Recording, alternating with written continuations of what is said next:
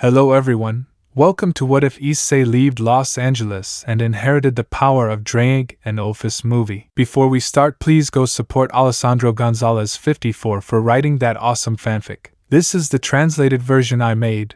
There will be some mistake in character's gender, but of course Issei is a male. Prologue. In an oral port of the city of Kuoh, you could see a boy with brown hair and hazel eyes. He had a look that reflected sadness while he had a photo in his hand and then threw it to the ground and walked towards his plane. While he was walking through those corridors, he gets on the Albion, where he hands his ticket to the girl, who nods while he sits in his seat, while he looked out the window of the plane. Sighing, "Goodbye everyone," said the brown-haired boy while a tear fell from his left eye, and then the plane took off from Kuoh Park. "How is it possible that Alan did that to her?" Naya said, an annoyed brunette in a kimono. "Calm down, Kuroka.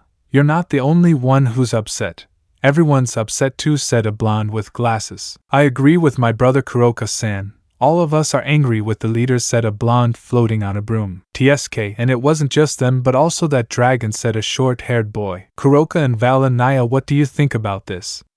Kuroka asked an albino who was standing with his arms crossed. "Vali, honestly, what do you think?" "I think, Kuroka. You and I, like everyone else, am upset that Alan did that to him." "My rival and friend," said Vala in a somewhat annoyed tone. In that, a magic circle appears where a beautiful girl with silver hair and light blue eyes comes out. "Kuroka, tell me what you found," Naya, she said, while the albino shook her head in denial. That left everyone a little uneasy as the albino began to leave them. "Vala, I'll go for a walk. I need to think about things," said the albino as he left everyone in silence. "I see that it affected him too," said the albino. Arthur, without a doubt, Hyoudou was the only friend and rival that Vala could consider.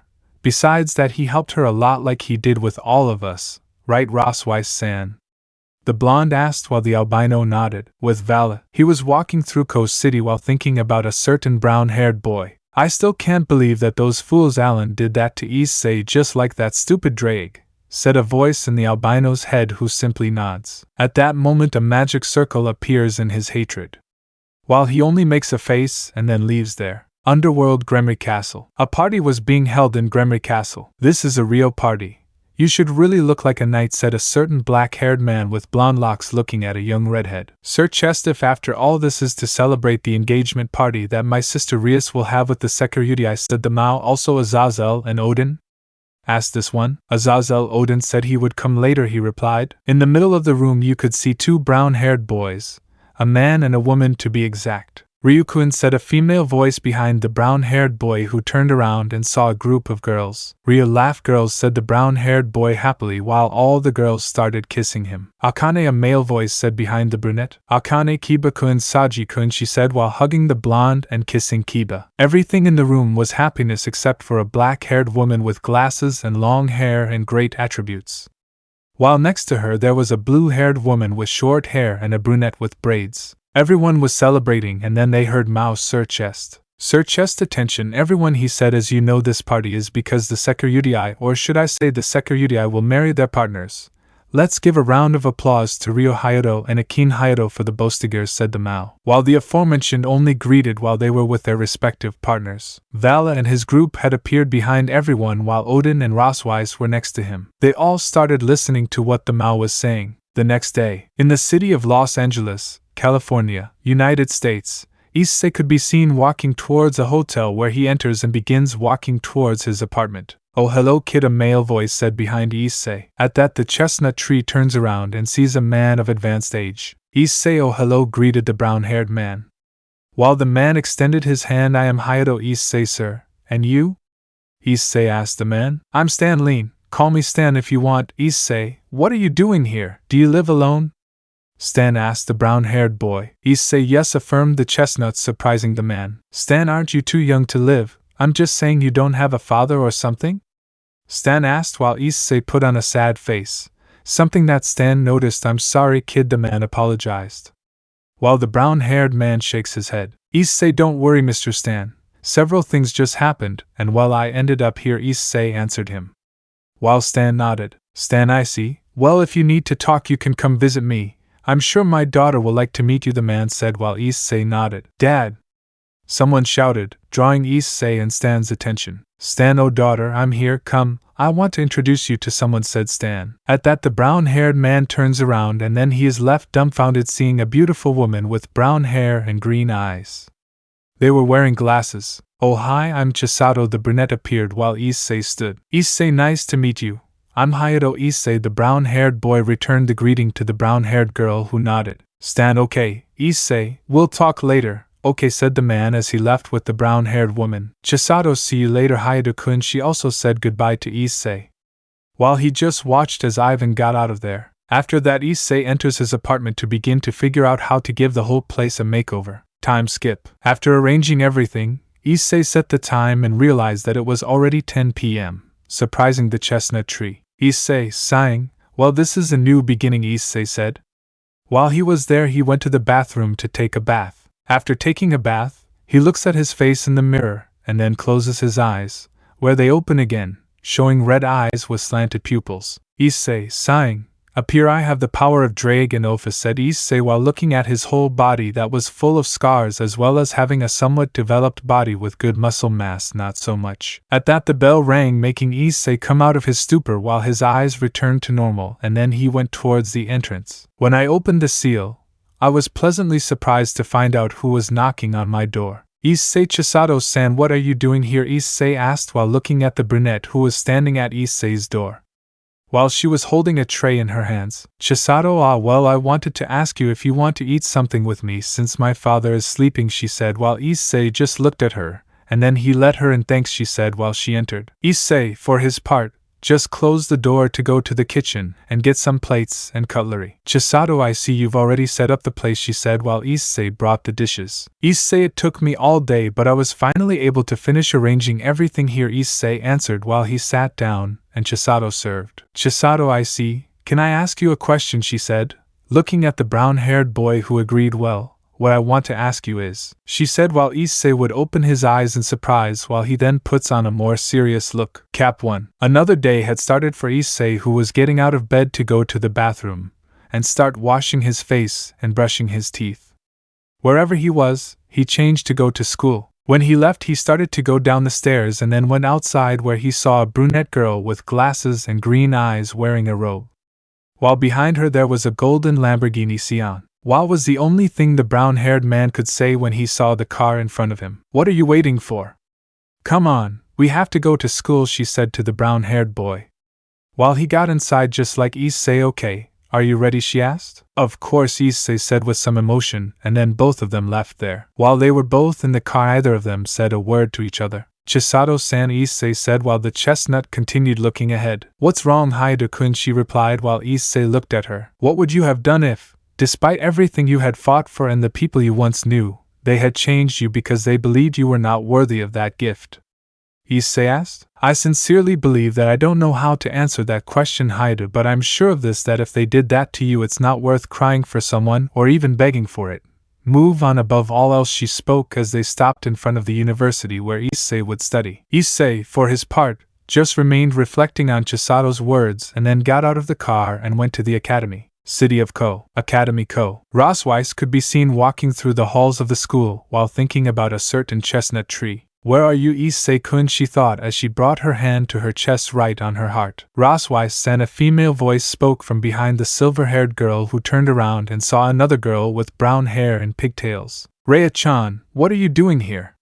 She asked, looking at the brunette. Kaicho told me that she was calling her. She said it was a serious matter, she said seriously while Rosweiss nodded and went with the brunette to the student council. She's still thinking about Hyoudou-kun, she asked the silver-haired girl. So much for notes, she replied. It is noticeable, and a lot, she said. Want to know something, Rosweiss-sensei? Rhea spoke. What would that be? Ross replied. I don't agree with what they did to Hyoudou-kun, and I'm not the only one. Everyone on the student council is the same except for Saji, she responded, taken by surprise. Although the most affected since Issei's escape are Tsubaki-san, Sona-sama and Yura, they are the ones most affected by this issue. Rhea spoke in a sad tone. Rosweiss, for her part, was a little surprised to know. Maybe he was a pervert and all, but he always helped us all and always put his life on the line for us all. He never cared about risking his life for his friends. Rhea spoke. Besides, he was unique. When she said these, they had already filled the student council where they enter, and she was pleasantly surprised to see Odin next to a red-haired man who had a huge hammer on his shoulder. Rosweiss, for her part, is very surprised. Thor-sama, Odin-sama, she spoke nervously while right in front of her was the entire student council. We're here, Naya. Why didn't you need a female voice made itself known where everyone turned around and saw Vala's team. When Vala's team saw who was right in front of them, they quickly bowed to Thor, except for Vala who couldn't help but feel excited to fight him. Cough, I think it's not necessary to make such a fuss, Odin spoke while everyone looked at him. What does Odin-sama mean? Sona spoke. I just came to tell you that I already found some clues about my brother's parallel of perversion, Odin spoke, greatly surprising everyone. Where a certain group of girls gets excited. Is Odin-sama really saying it? Rosweiss spoke excitedly. Yep, but there's a little problem, said Odin, leaving everyone confused. And what would that problem be, said Vala? That he is most likely in the territory of the Greek faction. I speak to you, Thor, for the first time, leaving aside both of one. Nobody knew what to answer. Perhaps the Greek faction, said Odin-sama, perhaps the Greek fan. That Issei-kun could go there, Rosweiss spoke. Sighing, no, he may not be in the United States. But the problem where he is belongs to a Greek god and he is not friendly at all, Odin spoke seriously. And who is that god? Odin-sama, for the first time Tsubaki Shinra spoke. The god who is in this territory is the tyrant of the seas, a female voice responded where they turned around and saw a beautiful woman of dark violet hair, very beautiful. Penemu-sama, everyone said, surprised to see Gregory's beautiful cadre. The tyrant of the seas? Rosweiss spoke for a few minutes and then she suddenly opened her eyes. It can't be. Is it? She said, looking at Odin, who nodded. Who is Naya? Kuroka spoke. The one who takes care of that territory is the god Poseidon. Penemu answered Kuroka's question. Everyone in the room had gone silent. Now they knew something. Things were getting more and more complicated. Somewhere in the underworld, you could see a guy wearing a robe while a hood covered his face as he looked towards the horrifying thing. Suddenly, footsteps began to be heard all over the place. You're late, brother, said the hooded man while behind him there was a blonde man with light blue eyes. Why did you call me brother? Replied the blonde without even looking at him. I want you to do me a small favor, brother. I want you to kill the former security, said the subject. Humph? Why should I kill an insignificant human? Said the blonde in a bored tone. Because that human would be a problem for my future plans. Besides, I think you owe me, brother, said the hooded man while he turned around. For his part, the blonde still does not look at where he is. He looks at the sky for a few seconds. The blonde just started to whistle while looking at the sky. What stupidity, said the blonde, surprising the hooded man. What did you say, brother? Won't you do me this favor? Said the hooded man. For his part, the blonde did not respond. He just stared at him. Answer, damn it, demanded the hooded man. What a pathetic older brother I have, said the blonde. While the hooded man only clenched his fists. I didn't hear you well, Poseidon. What did you just say? The hooded man shouted angrily. He took out his hood, showing a skull who was looking furiously at the blonde. I have no need for an army. I have no need to betray them. We have no need for support, spoke Possessed in a bored way. That's how we gods are from the beginning. We have been perfect beings. And also said Possessed, where all the atmosphere of the place began to become more past. You have managed to desecrate everything we present, spoke Poseidon. For his part, the skeletal subject simply turned around and began to walk away. I have no need to fight a battle that has no meaning at all, he said as he retreated in a magic circle from the place, leaving only Poseidon, who turned around and left from there. United States, California. At the University of California, Issei could be seen lying down on the school's backyard campus while his eyes were closed. Sighing, what a day this being new doesn't please me at all, the brown-haired boy thought about that, and then sat down to look at the soccer team. Although it would be interesting to have at least a normal life, Issei spoke. But without realizing it, far away was Chisado. While next to him there was a beautiful red-haired girl looking at Issei. So he is true, said the redhead. Hasai is mine, he is the previous security, said Chisado looking at the redhead. Well, does anyone else know about this, she asked. Not until now. Not when Zetsu returns, then we will know who they are. I speak in a serious manner, while Mino turns around and starts walking. Well, keep an eye on him, Hasegawa-sensei. After all, he and the White One are humanity's only hope, she said seriously. While the brunette simply looked at the brunette, who was calm, and then she saw how he stood up. Just at that moment a figure had appeared right in front of Issei, leaving the brunette surprised. Hyoudou, Issei, you are certainly someone interesting, she spoke while she saw how Issei was leaving. He who awakens the dragon of domination and the dragon of supremacy will fight together against that dragon. along with the powers of dreams and infinity, Hasegawa thought while leaving the place. Chapter 2. Another day had begun for Issei, who simply straightened his clothes to go out for a walk through the city of Los Angeles. When he was about to leave, he saw Stan. "Stan, good morning, Issei. Are you going out?" said the adult. Issei, "Yes, I will take a walk around the city," I answered. "And where will you go?"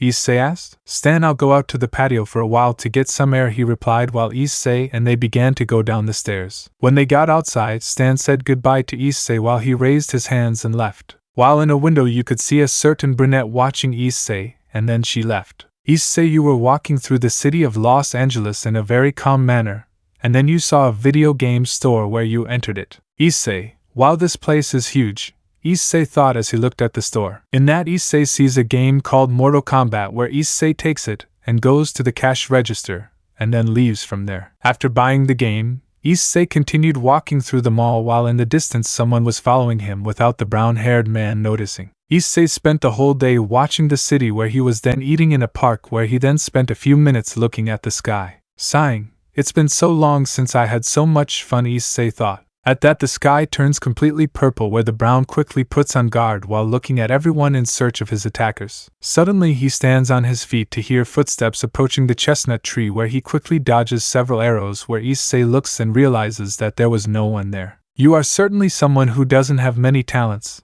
a male voice spoke behind Issei just when the brown-haired man turned around and saw a man with red hair and eyes of the same color, but these were completely lighter, and he was dressed in a very formal way. For his part, the redhead looked at Issei from head to toe, and then he sighed. "I see they took Ddraig away from you, right?" "Wash," said the redhead, surprising Issei. "Issei, who are you?" asked the brown-haired man seriously, while the redhead looked at him in a bored way. "Humph? Without a doubt you are an empty-headed person. You also have some stupidity, right?" the redhead spoke. "But even so, I gave you part of my flesh and some of my power, and yet you still don't know how to use it," he reprimanded Issei while the latter opened his eyes. "Issei, it can't be you," your Issei spoke with fear, while the red-haired man just sighed. "Sigh, I'm a red larva, and the reason I'm here is because of you, so we better get out of here. I have more important things to talk about, and here is not a good place," he spoke with disinterest, while opening a gap behind the chestnut tree so that this last being would bid for red. In the dimensional gap, Issei and Redhead appeared, which surprised the brown-haired boy. "Issei?" was the only thing that came out of his mouth, and then saw how red he was being covered by a glow, where then it turned into a huge dragon. At that, the dragon gave Issei a signal to climb on his head, where Issei climbs, and then Red begins to fly through the dimensional gap. Roar! It was the roar of Red, and then he opened a gap where he then increased his speed greatly, surprising Issei, who quickly grabbed on tight while Red flew through the gap. In that, both appear in a completely empty place, where Red makes a roar again, where just below them a somewhat strange figure appears for the brown-haired one, where he sees something that surprises him. The reason is that there was a version of the same thing that surprised Issei, and then he saw how he took out a red gauntlet, where it was then covered by armor, where he then launched himself. Issei for his part did not know what was happening, and then this being was thrown against the other Issei. "Issei hhhhhhhhh. Issei shouted as his other self fell to Asia, but in that moment he was above him like a red, and he left there, creating a dimensional gap, leaving both of Issei alone. Issei for his part looks at how the other was approaching him at an enormous speed without any mercy. Wherever he was, he had his fist raised against him. Issei tsk damn it, cursed the brown-haired boy as his fists began to surround him with a red aura, where his entire body was also covered in it. Ahhhhhh. Shouted Issei as they both collided their own fists, creating a huge wave of power. Human world, Kuoh City. In the city of Kuoh, Vali Lucifer could be seen walking peacefully around the place. But then a magic circle appeared in front of him, where a person, somewhat special to him, came out. From the magic circle came a beautiful girl with light blue hair and eyes of the same color, and she was wearing a school-like outfit. "Vali, Lucifer," said Vali while he had a blush on his cheeks. "Lucifer, hello Vali-kun," she said as she approached the albino and took him by the neck to pull him towards her, where they both gave each other a deep, very passionate kiss. While Vali blushed a little more and then reciprocated the kiss, then they both stood up, leaving a thread of saliva. "Vali, I miss you, Lucifer," Vali said while hugging the girl, who also returned the hug. After that, they both separated from the hug and then held hands and walked through the entire city of Kuoh.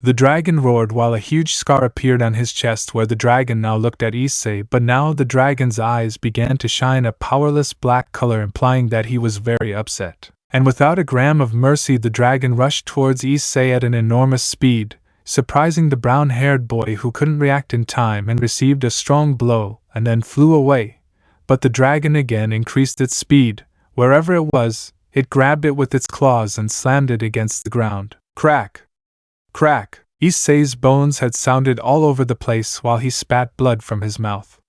For its part, the beast threw Issei into the air where he was. He released his sword and then the beast charged a powerful magical attack from its mouth and launched it towards Issei. Divide, divide, divide, divide, divide, divide, divide, divide, divide, divide, divide, divide, divide, divide, divide. Just at that same amount Vali had appeared in front of Issei where he is helping him by diminishing the attack. Then Issei takes advantage of this moment and launches towards the beast in a dive, being followed by Vali. Penetrate. Ddraig's voice had sounded where Issei hit the dragon's face, sinking his fist into the dragon's flesh where Vali took advantage of this moment. Satan Lucifer Smasher. Vali launched a powerful slash from his chest towards the colossal dragon. Boom! A huge explosion had been generated in the place while Vali and Issei had been looking at the place. Roar! It was the powerful roar of the dragon where Issei and Vali saw each other where they both extended their hands where a ball of energy began to create,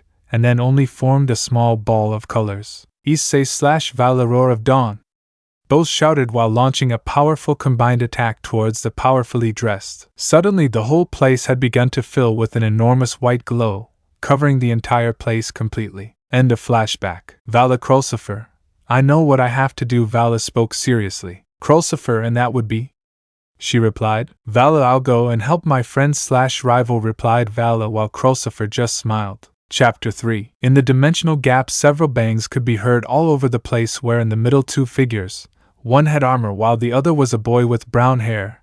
His eyes were completely slanted, giving him a reticule shape. His hands had claws while fangs protruded from his mouth, as well as his body was covered in scales. In that, both of them launched themselves towards each other where they ended up colliding their fists where both of them began to give each other a huge series of blows. Neither of them was backing down from each blow they were giving each other, where the one in the red armor kicked him in the abdomen. But the brunette took it with both hands and then gave him a powerful headbutt. Cracks! The part of the helmet had broken, revealing a boy with brown hair, but he had violet eyes while his forehead began to bleed. Just like the other brown-haired boy who was breathing in a hectic manner, they both look at each other's faces. Ah, this is very difficult, said the brown-haired man who was looking at the other who was not even bothered by the other's gaze. In that a huge opening opens where a huge red dragon comes out of it, who then the other brown-haired boy disappears from there while the other looked towards the sky where a brightness covered the dragon, revealing now a man with red hair, who looked monotonously at the chestnut tree. It seems that you are recovering your level, said this one while approaching the brown-haired man who didn't even know how to answer. Sigh, surely you want to ask why I brought you here, right, larva? He asked. For his part, the brown-haired boy just nodded, while the redhead began to scratch the top of his head. Honestly, you caught my attention a little because I didn't feel Ddraig's energy, and when I found out what happened I said to look for you and I wanted to check something else, he answered with simplicity while he shrugged his shoulders. The brown-haired man's eyes were blank as he regained some composure. So you had me locked up for 2 days just on a whim? He asked with some anger. If you put it that way, it was just a little whim of mine, I replied, downplaying it. The brown-haired boy had a small twitch in his eyebrow. Can you please bring me back home? I have to go to school. This question. Is it important to go to what humans call school? The redhead asked. Yes, I want to have a decent job, yes, replied the brown-haired man. How boring, but well then I will bring you to train again. And you gave Issei. The redhead spoke. Issei. Okay, fine, but next time bring some food, said the brown-haired man, and then a gap opens on the side of the brown-haired man where he is. Enter there. And then the gap opens, leaving the redhead alone. Human world, Los Angeles. In a call, a small gap appeared where Issei came out with his clothes all torn. Issei sighed. I had to ask Red for some clothes too, said Issei while hitting his forehead. He left the alley where he started walking towards his home. While he was looking around the place, some people were looking at him angrily at the chestnut tree, thinking that he was an indulgent person, something that bothered the chestnut tree. Hyoudou-kun? A feminine voice had spoken right behind the brown-haired boy's back. Issei turned around little by little where he saw a beautiful girl with red hair and eyes of the same color. For a moment, Issei imagined the same girl but quickly regained his composure. Issei, I know you, the brown-haired boy asked the redhead. I see you don't remember, sighed. I see you don't remember we are both in the same class. It's my Nuruz. The redhead spoke, while the brown-haired boy nods. Issei, sorry, it's just that I never take other people into account, the brown-haired man apologized. While he held out his hand to the redhead who returned the gesture where both gave a handshake. Nice to meet you, Nuruz-san, Issei said. Mine, don't call me by my last name, I don't like it. Call me mine, she asked the brown-haired man who nods. Issei, well then call me Issei or Issei as you want. Issei responded with a friendly smile which was returned by the girl. After that, they both began to walk where Mio had asked Issei why he had Hyoudou clothes and Issei lied saying that he was fighting something that the redhead believed for Issei's pleasure. After that Issei had already arrived at his apartment. Mine, well it was a pleasure talking to you Issei, she said. Issei, equally mine thanks for accompanying me even though it was not necessary, the brown-haired man said. Mine, don't worry, after all I live 2 houses from here with a friend. If you want to visit us you can come whenever you want, she said to the brown-haired boy who nods. Issei, well see you then mine. Issei said goodbye as he went up to his apartment just as the redhead was going towards her home. Mine being far enough away from the brown-haired man entered his home where he went straight to the bathroom, and then began to take off his clothes followed by taking off his underwear revealing his breasts where he gets into the tub. To then relax? Mine, ah how relaxing this is, she said as she began to soap her legs. Mio-sama, I already found the information you asked me for, a feminine voice said from the other side. Mine, very well Zet's call Hasegawa-sensei, said the redhead. Zet's, very well Mio-sama, she said and then she is leaving from there leaving the redhead alone. Somewhere in the human world, a large group of soldiers could be seen looking at a more specific city, the city of Kuoh. Are you sure this is where the Succubus are? A male voice spoke. If what that guy said is true then we not only have problems with the factions but we will also have double the problem with the current bearers of the dragon, or well-read emperor dragons, said the voice with some annoyance. It seems that you are upset about something Krom Croach, why is it? Asked another voice but this was a female voice. From the shadows a man with long hair appeared. He had blonde hair along with some black locks. One of his eyebrows was of both colors. His eyes were one gold, and the other black. Krom Croach, I'm upset about what they did to the only one who earned my respects. The man spoke with annoyance. Really, but the previous Succubus was a pervert, ha ha ha. This one mocked, but just at that moment his head flew out. While he was doing it he began to roll on the ground leaving everyone silent. Krom Croach, maybe he was a pervert but that damned stubbornness of always putting himself forward against beings more powerful than him. That idiot wasn't even afraid of dying while protecting what he loved most, said the man with a serious voice. Everyone had remained silent, and then saw a magic circle where a man completely made of bones came out. I see you are here, the man spoke. Krom Croach, what is Hades here?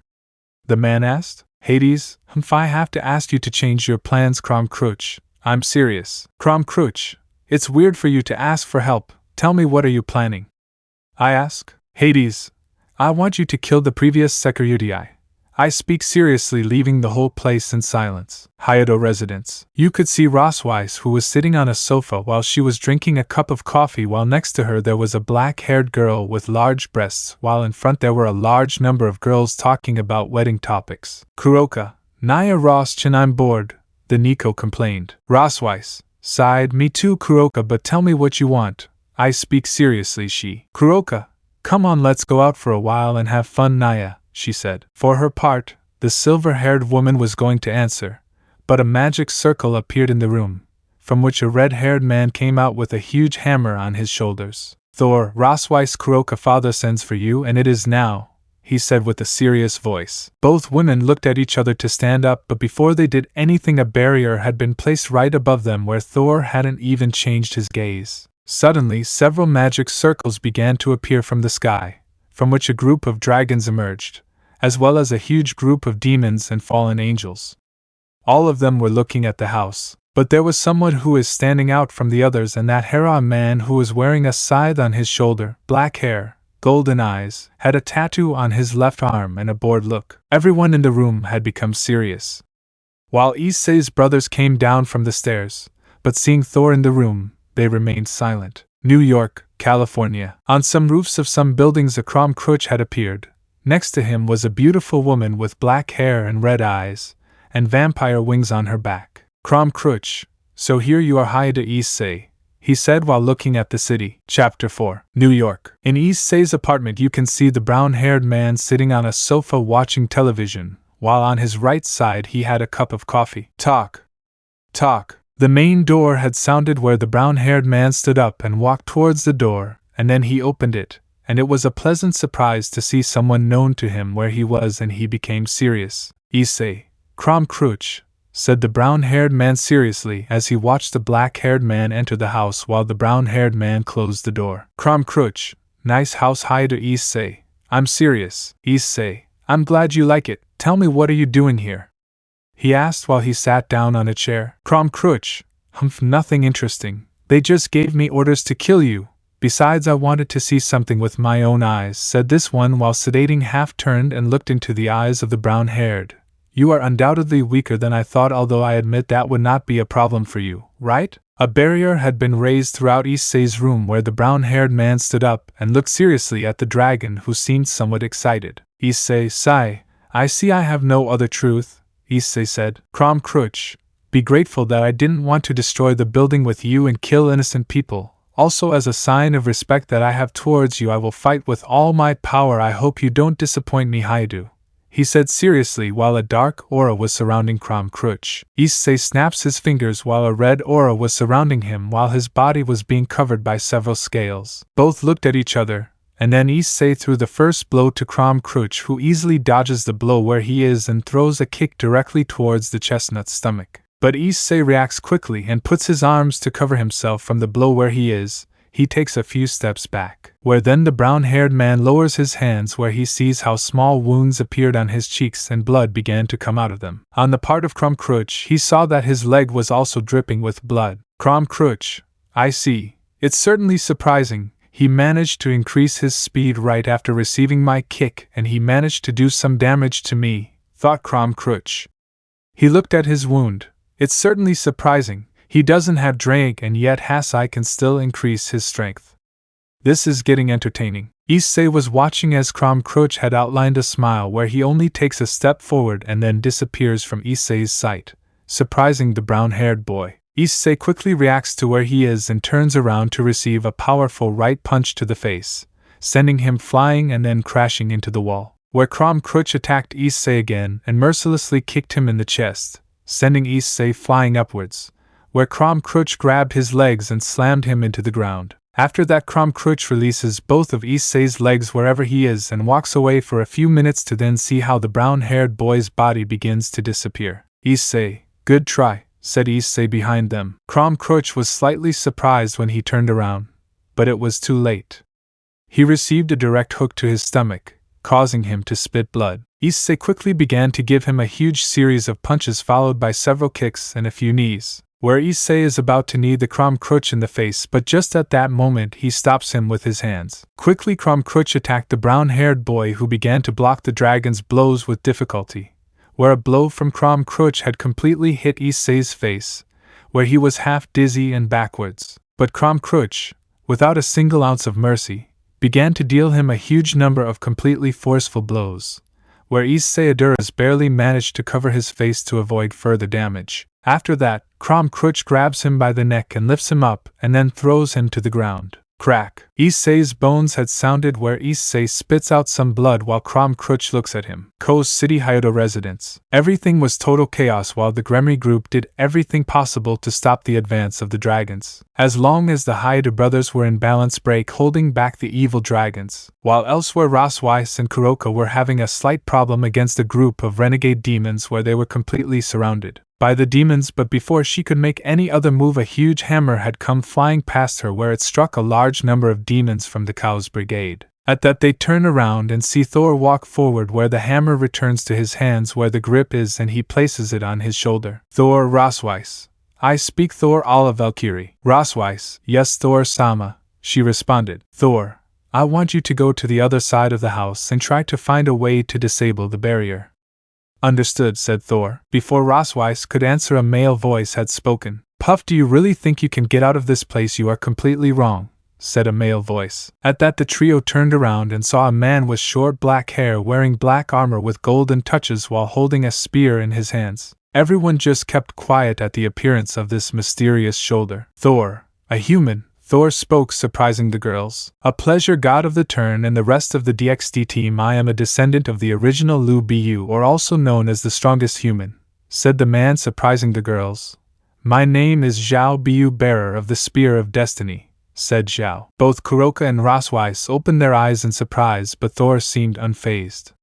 As Thor begins to walk towards Xiao, Thor, Rosweiss, Kuroka, get out of here now, ordered this while the mention did not say a word and left from there, leaving Thor alone. Both individuals stare at each other. Xiao, you know, I always wanted to see if a human could really kill a god, and I think that way I can finally put my name as the strongest human, he said. Thor had not responded a word to what Xiao said. Thor and Xiao Buu, born and raised differently, no. From the beginning these two men were different, only both share one thing in common, and that is, both claim the title of the strongest. Xiao strongly grips his spear where it is pointing directly at Thor, and then launches a powerful blow towards the god. But Thor only uses his hammer as a shield, blocking Xiao's blow. Xiao is slightly surprised where both exchange glances, and then Xiao uses force where both end up moving away enough. But Xiao returns to throw against Thor where he is and jumps against Thor.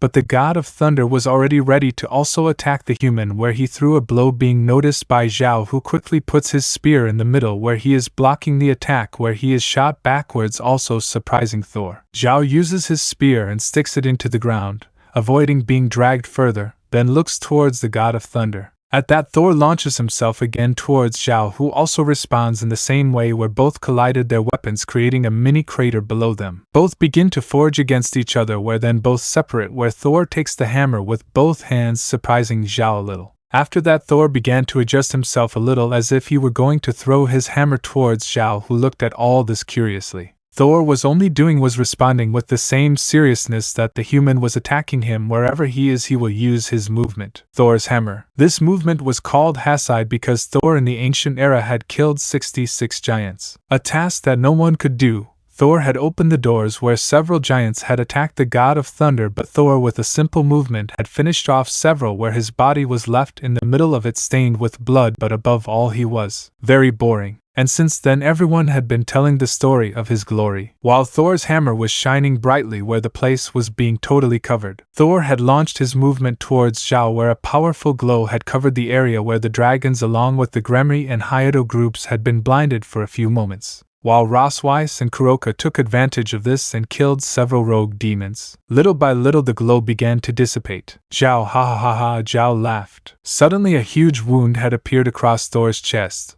greatly surprising the god. As much as Issei and Krom Croach were fighting back and forth, either of them stopped. Krom Croach launched a kick towards Issei's face, who quickly dodges it where Issei's legs catch fire. Where he was, he launched a paw towards the dragon's stomach where he took a few steps back where a few grunts of pain had come from his lips. Issei quickly threw himself at the dragon where he was and launched several blows directly towards the dragon's stomach, followed by an uppercut to the jaw where Krom Croach spat out some blood. Issei wrapped his fists in fire and gave a powerful blow to the stomach, making Krom Croach start to spit out more blood. Where he falls kneeling on the ground, Issei was going to kick him, but Krom Croach takes a broomstick and quickly stands up, dodging the blow where he threw his blow to Issei's head with the stick, breaking the broomstick just as the blow hit the brown-haired boy on the head, where Krom Croach grabbed his hair and launched a powerful knee to Issei's face. Where Issei couldn't react in time, where Krom Croach's knee had hit him directly towards Issei's nose, causing it to break where Issei's nose began to come out a huge amount of blood. But Krom with his healthy hand took him by the arm and lifted him up to then smash him against the table, breaking the table in the process. Issei begins to get back on his feet little by little while bringing one of his hands to his nose and preventing it from bleeding more. Issei looks at Krom Croach for a few seconds where they both begin to walk towards each other where they stay a few centimeters next to him. Issei was the first to throw a punch at Krom Croach, where he threw a punch directly at Krom's face, who hadn't even bothered to block it. he reacted in the same way.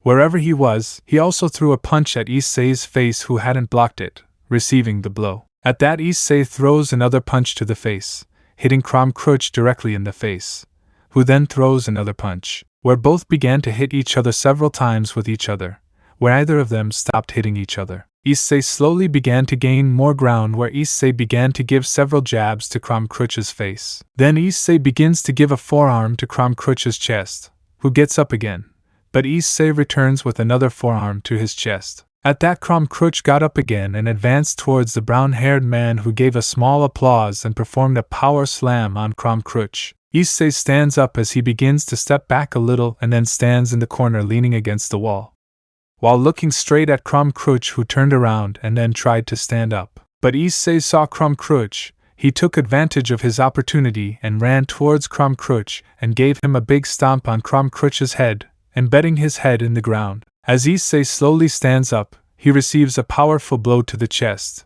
sending Issei flying through the wall and ending up in his room, where then begins to hear some footsteps that dive in direction Issei. "You are certainly a nuisance. Even without having the Bostigear in your possession, you managed to fight very well. Without a doubt you are someone fascinating." "Hi to Issei," said a female voice. Issei slowly opens his eyes and sees how the girl creates a magic circle ready to kill Issei, but a glow covered the room where the brown-haired boy closed his eyes. Cap 5. Every place was a real chaos. The battle was already at its peak. Rosweiss and Kuroka were about to be able to make a communication and ask for reinforcements, just like Thor against the Descendant of Xiao Buu, where in their place everything around them was complete chaos and destruction. Zhao, ha ha ha.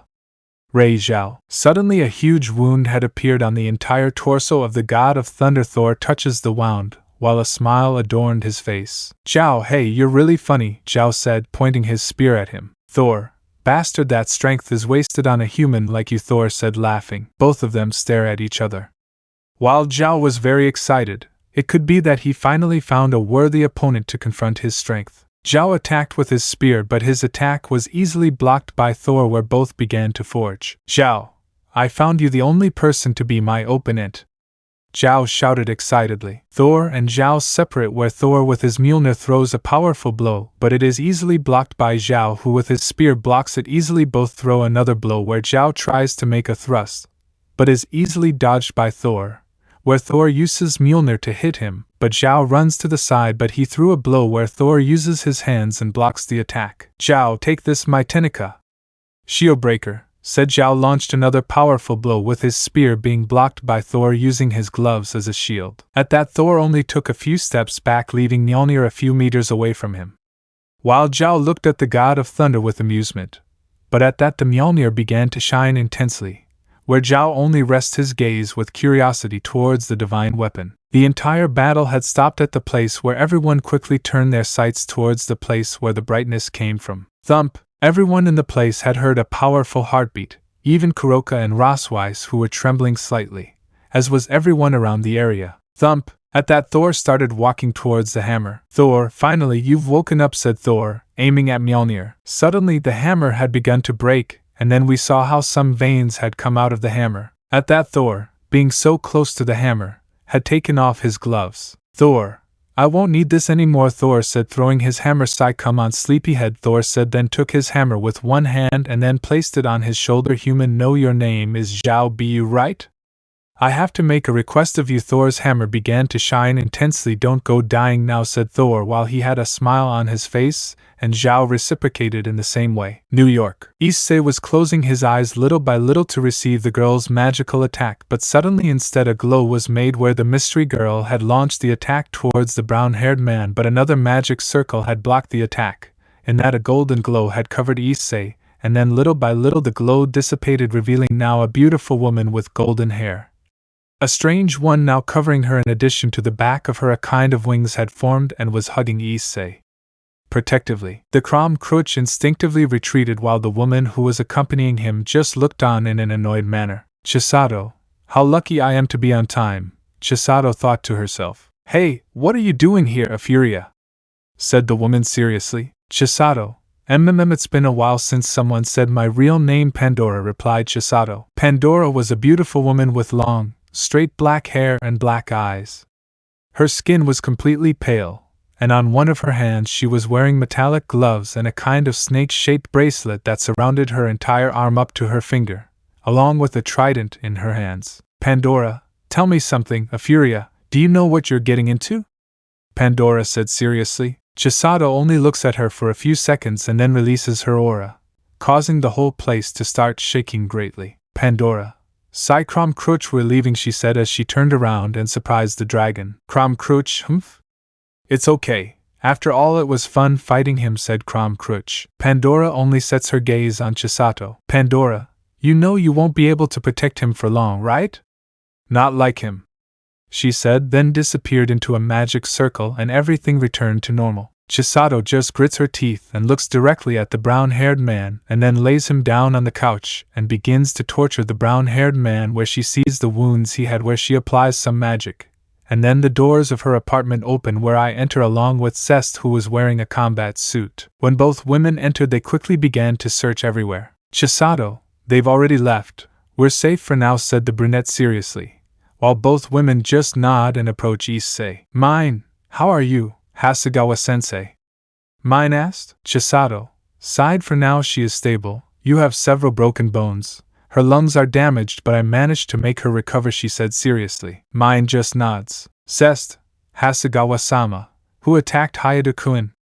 Cest asked. Chisado remained silent for a few moments before answering. Chisado, it was the evil dragon Krom Croach, along with the goddess Pandora, she said seriously. Both women are just surprised, and then they just start to cure the brown-haired man. Japan/Kuoh City. Thor and Xiao Buu were looking straight into each other's eyes. Either of them was moving. Thor, just don't die now, said Thor. Then he throws Mjolnir at Xiao Buu. Xiao, seeing that Thor's hammer was going at an enormous speed towards him, he quickly ducks, managing to dodge the attack by the skin of his teeth, and then stands firm where he looks directly at Thor and then begins to run towards him.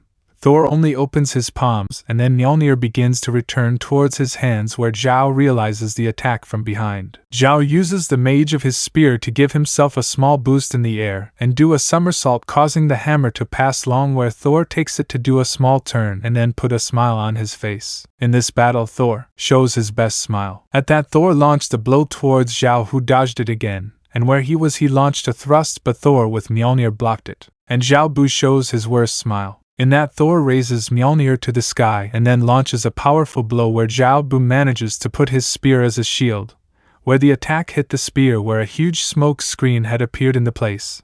Little by little the smoke screen was disappearing where you could see Xiao still standing blocking the attack, to the surprise of the supernatural beings. When the smoke screen had finished dissipating, everyone was surprised to see how Xiao's legs had been completely torn.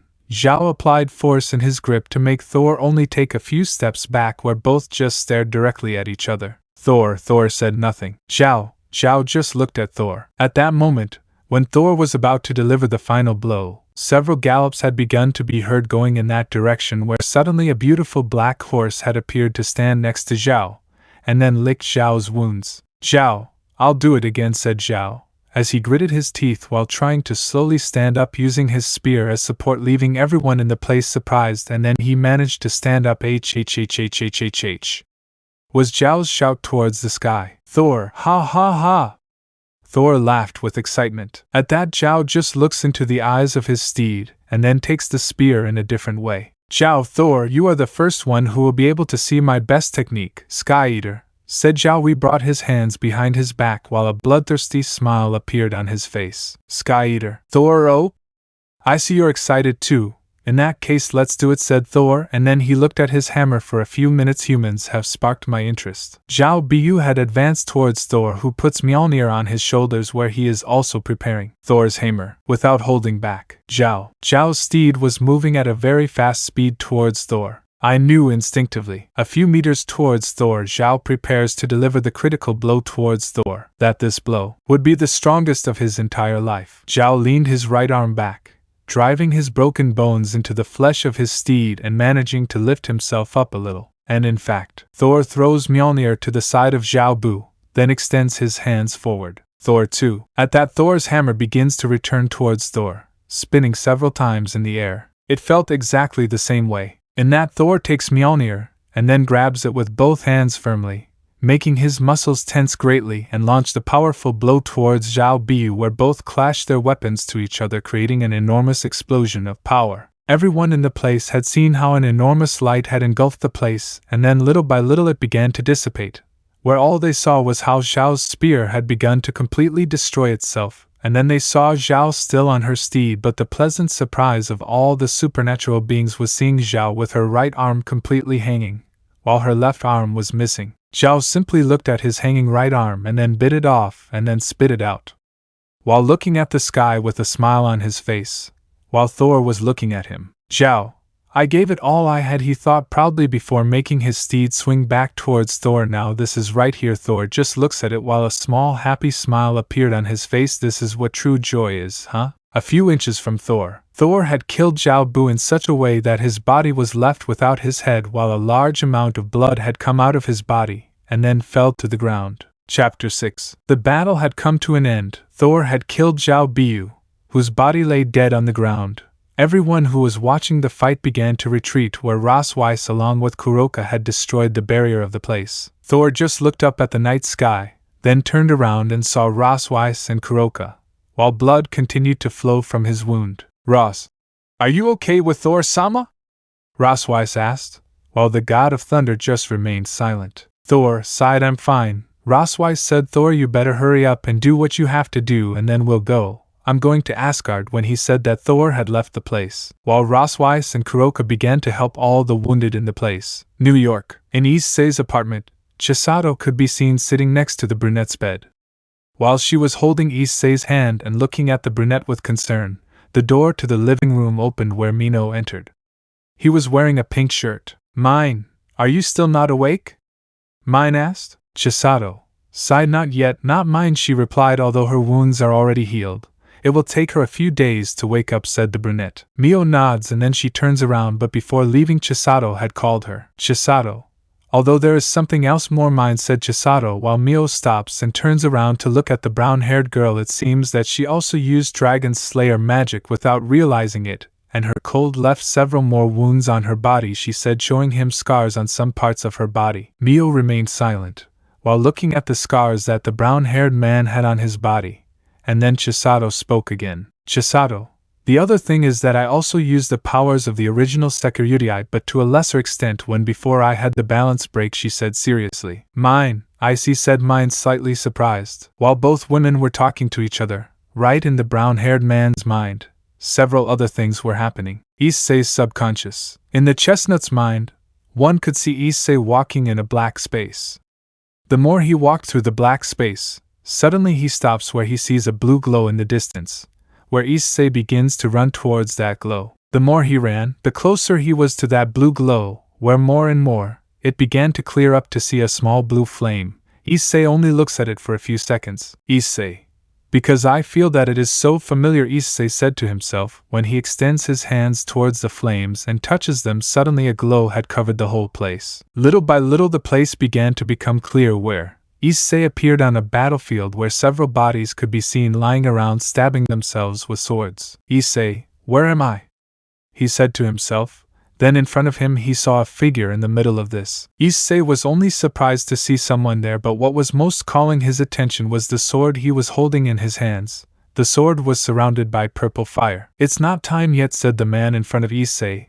This made the brown-haired man confused, and then he heard other voices. You are not worthy of using it. You will only bring chaos and destruction. Death will be your consolation. Agony is your only hope. Issei didn't understand what was happening. Then a glow covered the brown hair, and the brown hair appeared somewhere else again. This time Issei appeared in a beautiful field, where the first thing he saw were several animals, and in the middle of the whole place he saw a house made of wood. Issei, what is this place?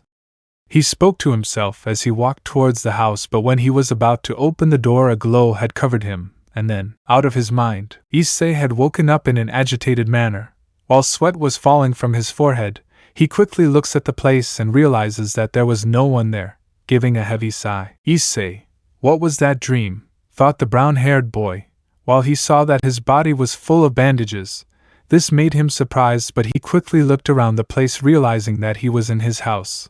What am I doing in my bed, and why am I bandaged? he thought, and then remembered the fight he had with Krom Croach. But before he continued thinking about the door, since someone had entered, the brown-haired man turned around and couldn't help but blush, because the one who had entered was Chisado, who was wearing only a somewhat provocative lace. Issei quickly looks away in embarrassment, avoiding looking at Chisado. Chisado, oh, I see you're awake, Issei-kun, she said as she sat on the bed and looked at Issei. I see your wounds are better now, she said. Issei-ito, Heisawa-san, how did you get to my bed? He had asked. Chisado, they found you lying on the floor, covered in blood, and I saw that you had several wounds on your body, so I helped you, she responded calmly. Issei, thank you. Heisawa-san thanked Issei, but then Heisawa hugged Issei from behind, making her breast touch the brown-haired boy's back. Wherever he was, he quickly suffered a huge current throughout his body. Chisato, you don't have to worry about that, Issei-kun. After all, I'm your neighbor, she said as she started moving her breasts up and down, making Issei's skin crawl upon feeling her weight touching his back. Issei, this is wrong, very wrong. If it continues like this, I won't be able to contain myself, he thought, fearfully, while Chisado continued to go up and down. Guys, she moaned happily, while she continued moving her breasts up and down.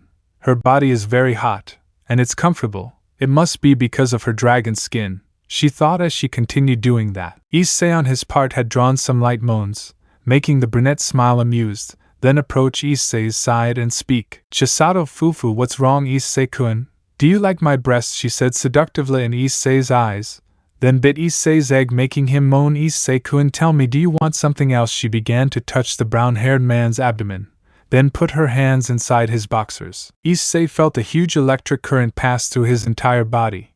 His teeth had sharpened a little, his eyes had changed to emerald, and his instincts began to emerge, this being noticed by the brunette. Chisado, come on, Issei-kun, why don't you get a little stress out? She thought. Issei already lost this one, quickly attacked Chisado lying down on the bed wherever she is, quickly began to kiss Chisado wildly, making the brunette moan with pleasure. Lemon skipped. Elsewhere, Vali could be seen lying on a bed, without his upper garment, while next to him was sleeping Lucifer, in a peaceful manner. Vali looks at her and a slight smile appears on his face. Vali, I promise I'll protect you from everything, Lucifer, thought Vali with a smile as he kissed the girl on the forehead and turned his gaze back to the ceiling, then began to close his eyes and fall into Morpheus' arms. Chapter 7. Issei began to wake up little by little. While feeling a huge headache, trying to move, he felt like he had a weight on top of him. Issei. What is this? He said to himself curiously as he lifted the sheet, and there he saw a beautiful woman with her enormous breasts out. It's just a girl, he said to himself as he got comfortable in bed again. The brown-haired boy continued like that until he realized who the girl was and quickly got out of bed, and right there he saw Chisado sleeping peacefully. Issei. Oh shit, what the hell happened now? How did I end up with her in bed? Issei thought with some terror, as he silently left the room. Good morning, Issei-kun, said a female voice behind Issei. Issei, oh good morning, he answered without giving it importance, and then suddenly opened his eyes and turned around and saw Mio standing looking at him. Mio? What are you doing in my house? Issei asked, looking at her. Mio, sigh, nothing important, Issei, don't worry, come. Breakfast is ready, said Mine while he turned around and left the room. Issei, for his part, was completely speechless, not knowing how to react right now. It would be better to go, Hyoudou-kun, said a voice behind him, where the brown-haired man turns around and sees Chisado looking at him with a smile. Calm down, this stays between us, she said while leaving her room, leaving Issei with the words in his mouth. Issei, but what the hell just happened? The brown-haired man said to himself. In the city of Kuoh, Vali was standing in the square of the city of Kuoh. Next to him were his team. Everyone was ready to go see Issei. In that, a magic circle appeared in the room where Thor came out with the others. Vali, they finally arrived, complained the albino, standing up. Kuroka, sorry Naya, it's just that some inconveniences arose. Now let's go, she said with stupor. Then the group enters a magic circle and then leaves without leaving any trace. While Issei had already said goodbye to the girls and Issei asked Big Red to never say anything else, he was walking around his apartment, and then sat on a couch and looked at the ceiling. Issei, sigh, what the hell am I supposed to do now? He said to himself as he stood up. Since he left the city of Kuoh, Issei, he thought about all the things that had been happening to him until now. First, an attack by Krom Croach towards his home, where both fought, And then this Y-Red took him to the dimensional gap, and without counting that he still doesn't know if he is alive or dead, and why Chisado was in his bed almost half naked. Getting those thoughts out of his mind, the brown-haired man just relaxed a little more, and then a magic circle appeared in the middle of the room where Issei quickly stood on guard. When the magic circle disappears, the chestnut recognizes several people who lived with him in Kuoh. "Issei guys?" said Issei, looking at the rest, but before anyone could do anything, two black and white Barine had knocked Issei down. Issei-kun/Nya, said two girls. Issei lowers his eyes right there and sees Kuroka and Rosswise hugging him. "Issei girls?" said Issei, a little stunned by the blow he just received, then looked up and saw all the other boys looking at him with a smile. "Time skip." "Issei, so what happened since I left?" said Issei, looking at everyone in the room, who nodded. "Sigh, what a big problem." Hus said something funny. Issei was sitting on the sofa while next to him were Kuroka and Rosswise hugging him. "Sona, that's right, Hyoudou-kun, although the terrorist attack didn't go any further. Luckily," said the black-haired girl while adjusting her glasses. Issei nods as he settles on the couch. All these attacks so far were very fast, and not to mention the strange dream Issei had these days. "Vala, hey Hyoudou, I want to ask you a question," said Vala, looking at Issei. "Issei, what question, Vala?"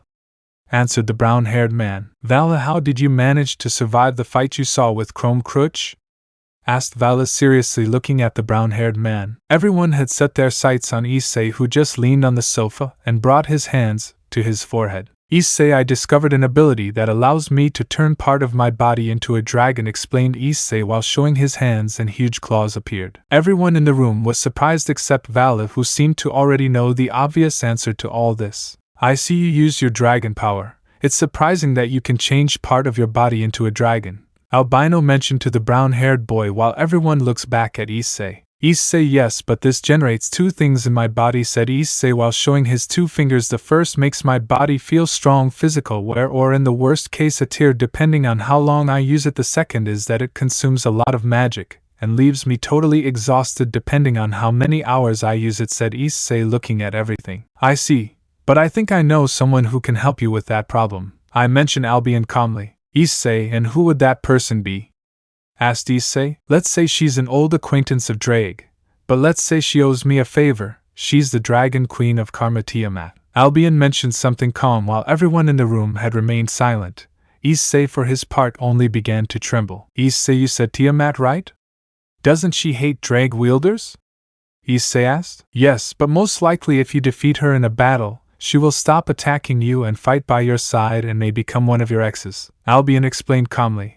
While Issei didn't know how to respond to this, although he had some luck against a more specific evil dragon against Krom Croach, he didn't know how he would fare against the Dragon Queen, who is below the two celestial dragons. "Issei, I have no other choice, right?"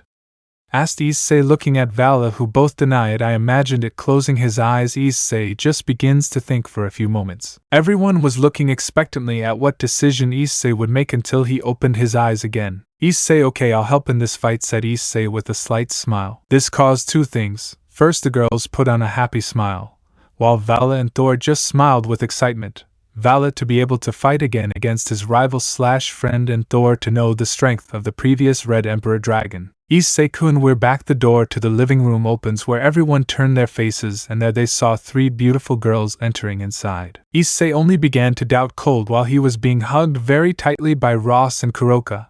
The one who was at the door was none other than Chisado, Zets, and mine. "Zets, sorry, but did we interrupt something?" asked the albino, looking at everyone. "Issei, no, they are old friends," said Issei quickly. "Because I feel like I'll be killed later." Issei thought, and then saw Kuroka and Rosswise, who were looking at him badly, and they weren't the only ones but the entire student council. "Ah, that's why. Oh shit," the brown-haired man mentally shouted with fear of what could happen to him. Chapter 8. After everyone has gathered in New York and Issei managed to escape, but unfortunately for him, both Rosswise and Chisado seem to be competing to see who is the best at getting Issei's attention. Although it may seem strange, up until now the two are evenly matched. But leaving that aside, Issei was currently in a training camp, standing while in front of him was Vala. "Are you ready, Hyoudou?" Vala asked, looking at the brown-haired woman. "I would be lying to you if I said yes, but anyway," said Issei with a smile. While far away from the place were Rosswise, Kuroka, Chisado and mine along with Sirzechs. All of them looked at the combat arena. Are you sure you want to let them fight?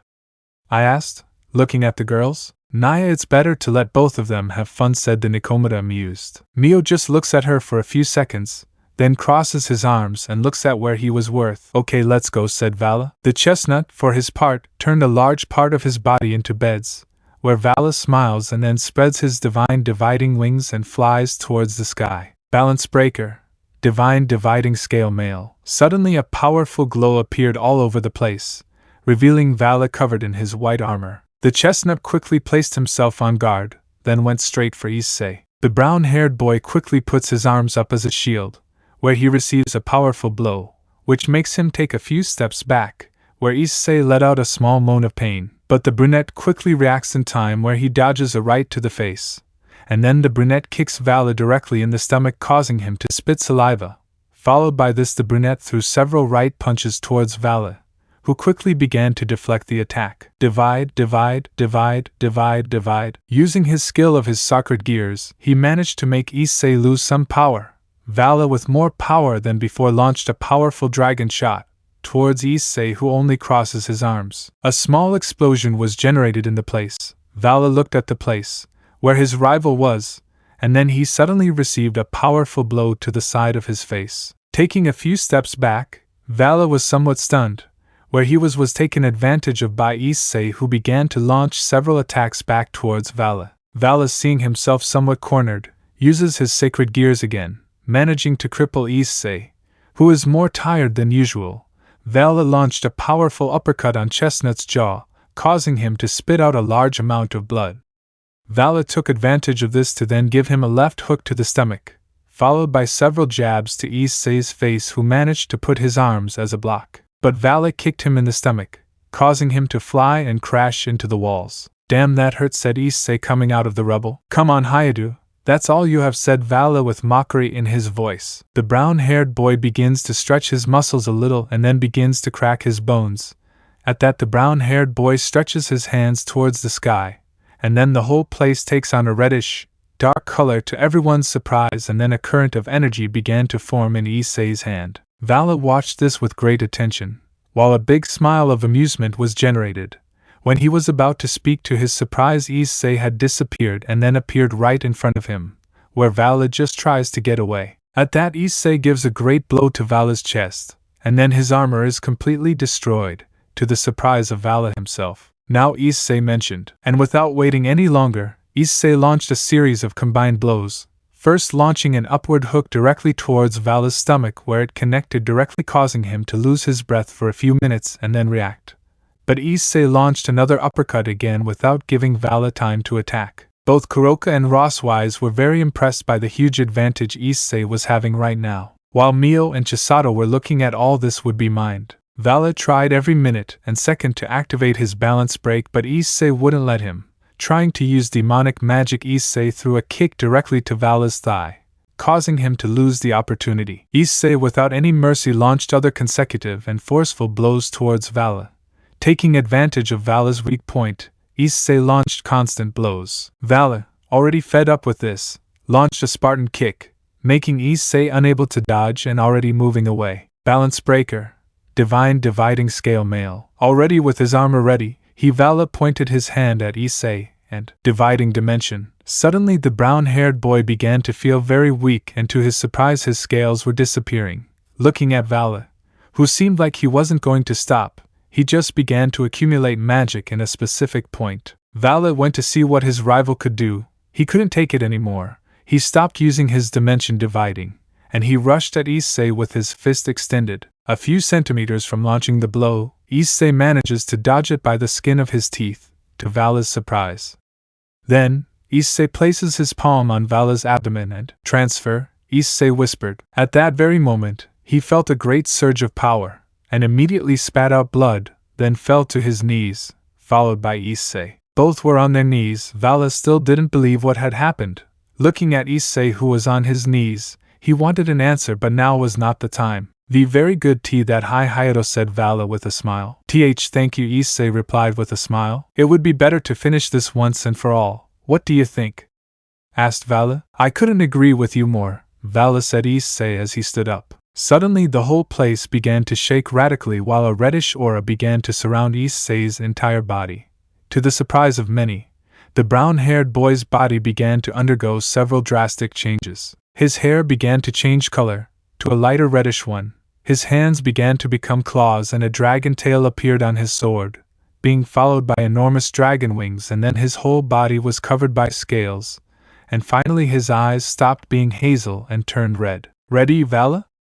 Issei mentioned, looking at the albino, who was extremely surprised. Hey, you are definitely a box of surprises, he said amusedly while he was covered again by his armor. They both looked at each other. Neither of them did or moved anything, while everyone was waiting for what might happen. The muscles of both Vali and Issei had already tensed, but at that same instant a rock fell to the ground, and then both of them threw themselves at each other. Hyoudou threw a direct punch, but their fists collided with each other where Vali was the one who stepped back and part of his armor was destroyed. Divide. Issei lost some of his power, and Vali threw a right punch to Issei's head connecting directly. Issei, either slow nor lazy, threw an uppercut to Vali's jaw, who spat out blood. Divide. Vali had already recovered, and after stealing power from his rival again, he launched a horizontal hook right at Issei's rib. But Issei also launched a right straight to Vali's chest. Both individuals constantly threw blows at each other, either stopped the other. Vali used his sacred gears to weaken Issei, but it was of little use as the chestnut tree regained its strength. Either of them took a step back. The entire training ground was completely destroyed. Vali launched a dragon shot directly towards Issei, but Issei, running his body to the side, managed to dodge it and then launched a flame of fire from his mouth. Divide.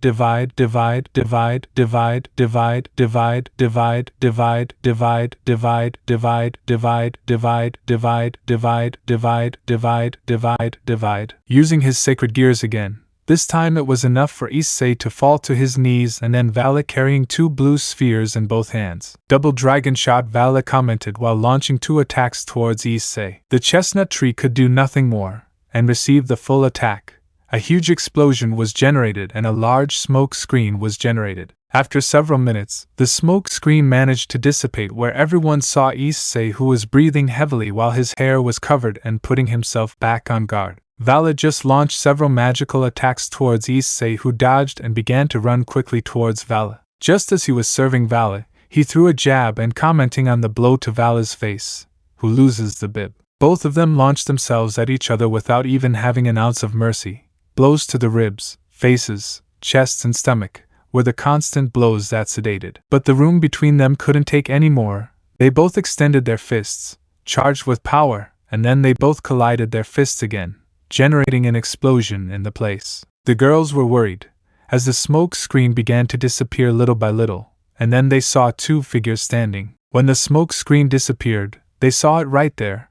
Both Vali and Issei had their fists bumped, but neither made a move. Vali's armor disappeared into particles of light, as did Issei and him. Blood was coming out of their heads, but both of them had a smile on their faces, and then both just fall to the ground, generating a dry thud, while the Korean girls helped them. While in the distance there was a red-haired man sitting eating some popcorn, who watched the entire fight from beginning to end. I'm not bad, larva, but you still have a long way to go, just like your Albion carrier, the redhead mentioned calmly. It would be better to return to the dimensional gap. After that he just disappeared from the place. In the underworld, during these days people began to disappear, all over the supernatural world, and there began to be speculation as to who it could be. Among the missing, the majority were only 13-year-old children, and then some young women and men. Nobody knew what was happening, but it was already night in the underworld, and a child was seen lying in his bed sleeping peacefully. Suddenly a noise managed to make him get up.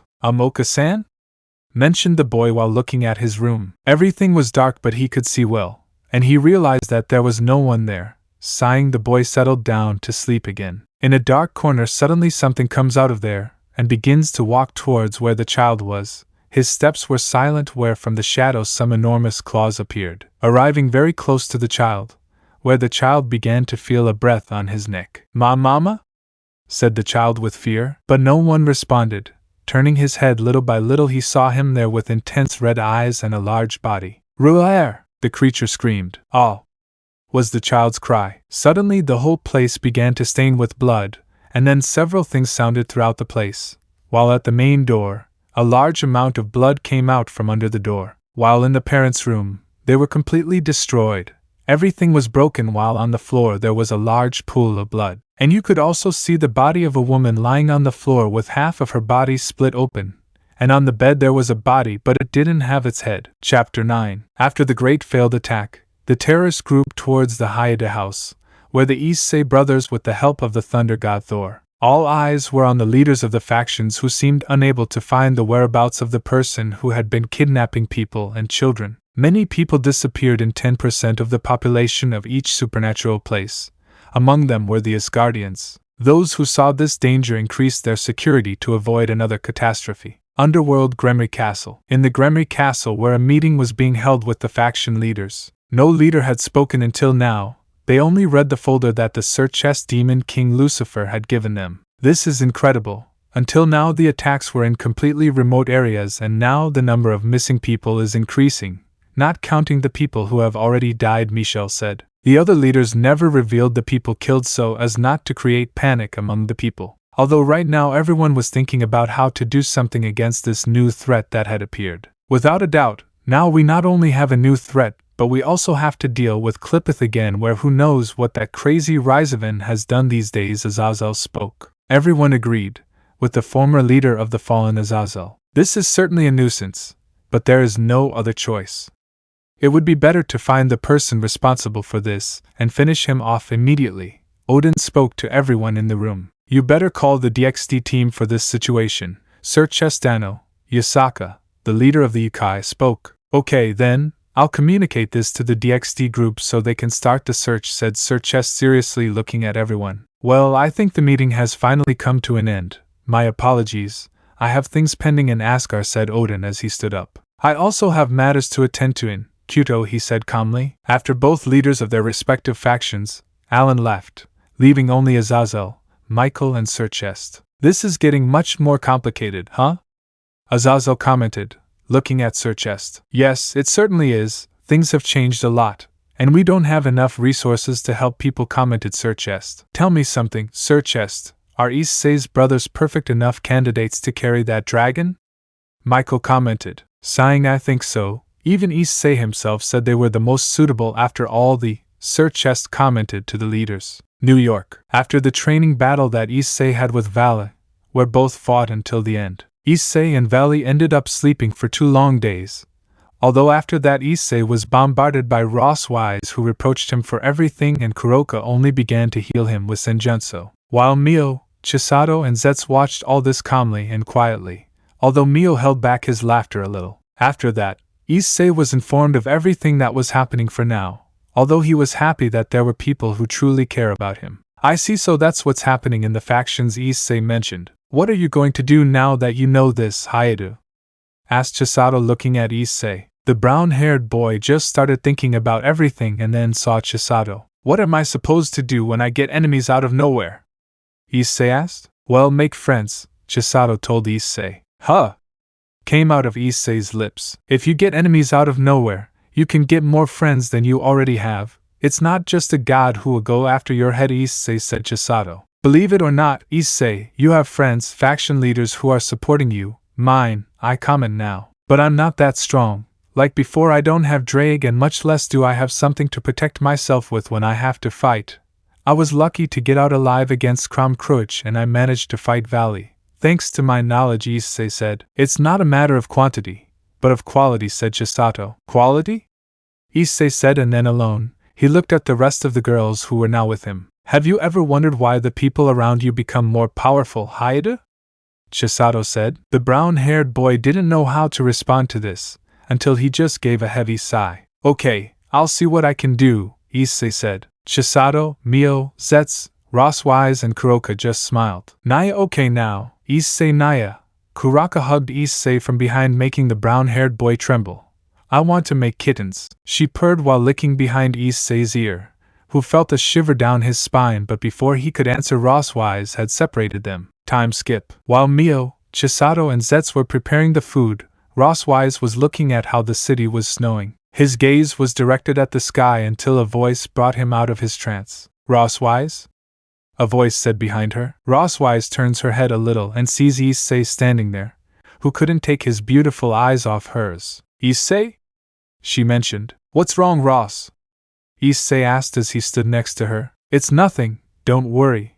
I was just thinking about everything that had happened until now, she said while looking back at the stars. I see, Issei said. Rosswise looked for a few moments at Issei's face, how his hair was moving in the wind. Hey, dinner is ready, I mention, while both attend. Let's go, Ross, said Issei while taking the hands of the Valkyrie, who blushed. Hi, Issei-kun, he said with a beautiful smile on his face. Somewhere in the underworld, a silver-haired man wearing a servant's outfit could be seen walking towards a laboratory. Upon arriving at the laboratory, he enters and then stops. I'm here, Reincarnation-sama, he said while bowing. Euclid, I'm glad you've arrived. It's time for you to see the biggest fried food I could have created, said Reincarnation, who was wearing a suit. In front of both of them, there was a huge machine that looked like a huge tube, where Reincarnation begins to walk inside the machine where it opens the doors. And then you start to go inside and the door closes. Euclid, you know what you have to do, said Reincarnation. Euclid nods, and then a curtain of smoke covered everything around the capsule, and then several heart-rending screams began to be heard inside the capsule. After a few hours, the capsule opens where Euclid only hid. At that moment, some arms had taken hold of the edge of the capsule, revealing two enormous, sharp spikes sticking out over the platinum-colored hair. Slowly coming out of that capsule came someone very young, who seemed to be about 25 years old, horns sticking out of his head, enormous wings unfolded, and then his skin was covered by what looked like scales in his hand. It feels so good to be young again, said the man with a smile. What are we going to do now, Reincarnation-sama? Asked Euclid. You know why. We didn't visit some old friends, since they are probably taking care of my beautiful pet, he said with a smile. Euclid just nods and then leaves Reincarnation alone, who sees his body and just clenches his fists where his eyes shone brightly. This will be very fun, he commented. Chapter 10. The underworld was complete chaos right now. The faction leaders along with the DXD team were doing their best to have the enemies, while on the other side of the city, the faction leaders were helping to evacuate several demons along with a large group of soldiers. Take this! Seraphil shouted as he launched a large magical attack towards several enemy demons and fallen angels. Azazel stood with a small group of fallen at his command, while also on the other side was the Slashdog team. Azazel, tell me how things are going so far, a male voice said from the magic circle. How do you want me to answer? Let's see. Putting a finger to his chin, well, as I said, for now everything is very calm. We managed to get several civilians out, but Sirzechs, tell me, doesn't this seem strange to you? He asked. Because you said so? Well, until now only a few renegade demons and renegade angels attacked. I think this attack is something else in the works. You're right. There isn't much more so far than a handful that attacked by surprise and caught us off guard. Azazel looked around and then opened his eyes. He quickly looked up and dodged a powerful attack that generated a gigantic explosion that took half the city and everyone in its path. What was once Lilith's capital was now reduced to rubble. As Azazel lifted some rubble that fell on him, he couldn't hear anything. He just stared at the ruined city. Azazel! Azazel! Are you there? Answer! Hearing Sirzechs Azazel's voice, I managed to react. Cough, yes, I'm fine, I just swallowed some powder, he replied. Azazel, tell me what happened. Sirzechs wanted to know everything, but Azazel didn't know how to answer, seeing how the city was left in ruins. Sirzechs, we are in serious trouble. But Azazel could not continue because someone had taken him by the head and had embedded him against the ground, creating a crater. However, Azazel's attacker pulled his head out of the fallen angel, and without wasting time, Azazel felt all his bones breaking, in addition to receiving a large number of blows, spitting out large amounts of blood, and Azazel's vision was blurry. He simply saw a hand going straight towards his face. Send a message to the Azazel leaders. Is that you? Tell the other leaders to prepare because my army of super demons is already being mass created. And after that, Azazel just saw everything dark. Sirzechs was looking for Azazel everywhere. Most of the DXD group were injured. Serorg was helping the injured with his servant, while Seraphil was helping the wounded from the attack. Slashdog's team was badly injured in the huge explosion, with Lavinia and Tobio being the ones who were almost in the best condition, and the others had to go to Citri Hospital. Odin and Michael along with their people were in charge of searching for Azazel. Sirzechs was walking through the ruined city, looking around, children's toys, a corpse here and there soldiers. He clenched his fists, causing blood to start to flow. He was very angry, but it was also his fault. They had relaxed, and in less than 2 days another attack happened in the place. This time many demons died, children, adults and old soldiers, young and not young, died. Because of his carelessness, he should have been more attentive, but he couldn't even do that. What kind of leader was he? He couldn't even keep his people safe. He couldn't help his ex-brother-in-law, let alone spend time with his son and wife. His job stressed him out too much. Sirzechs, we found it. A magic circle appeared on the side of Sirzechs' head. Where is Michael? He answered. I was in shock. He couldn't move, his body was shaking. In front of him was Azazel crucified. Who was capable of doing this to someone like Azazel? Michaela said, unable to believe it. As angels carefully lowered the unconscious Azazel, Odin spoke. Whoever it is better to be prepared. If someone is strong enough to defeat Azazel, who knows how much more they have?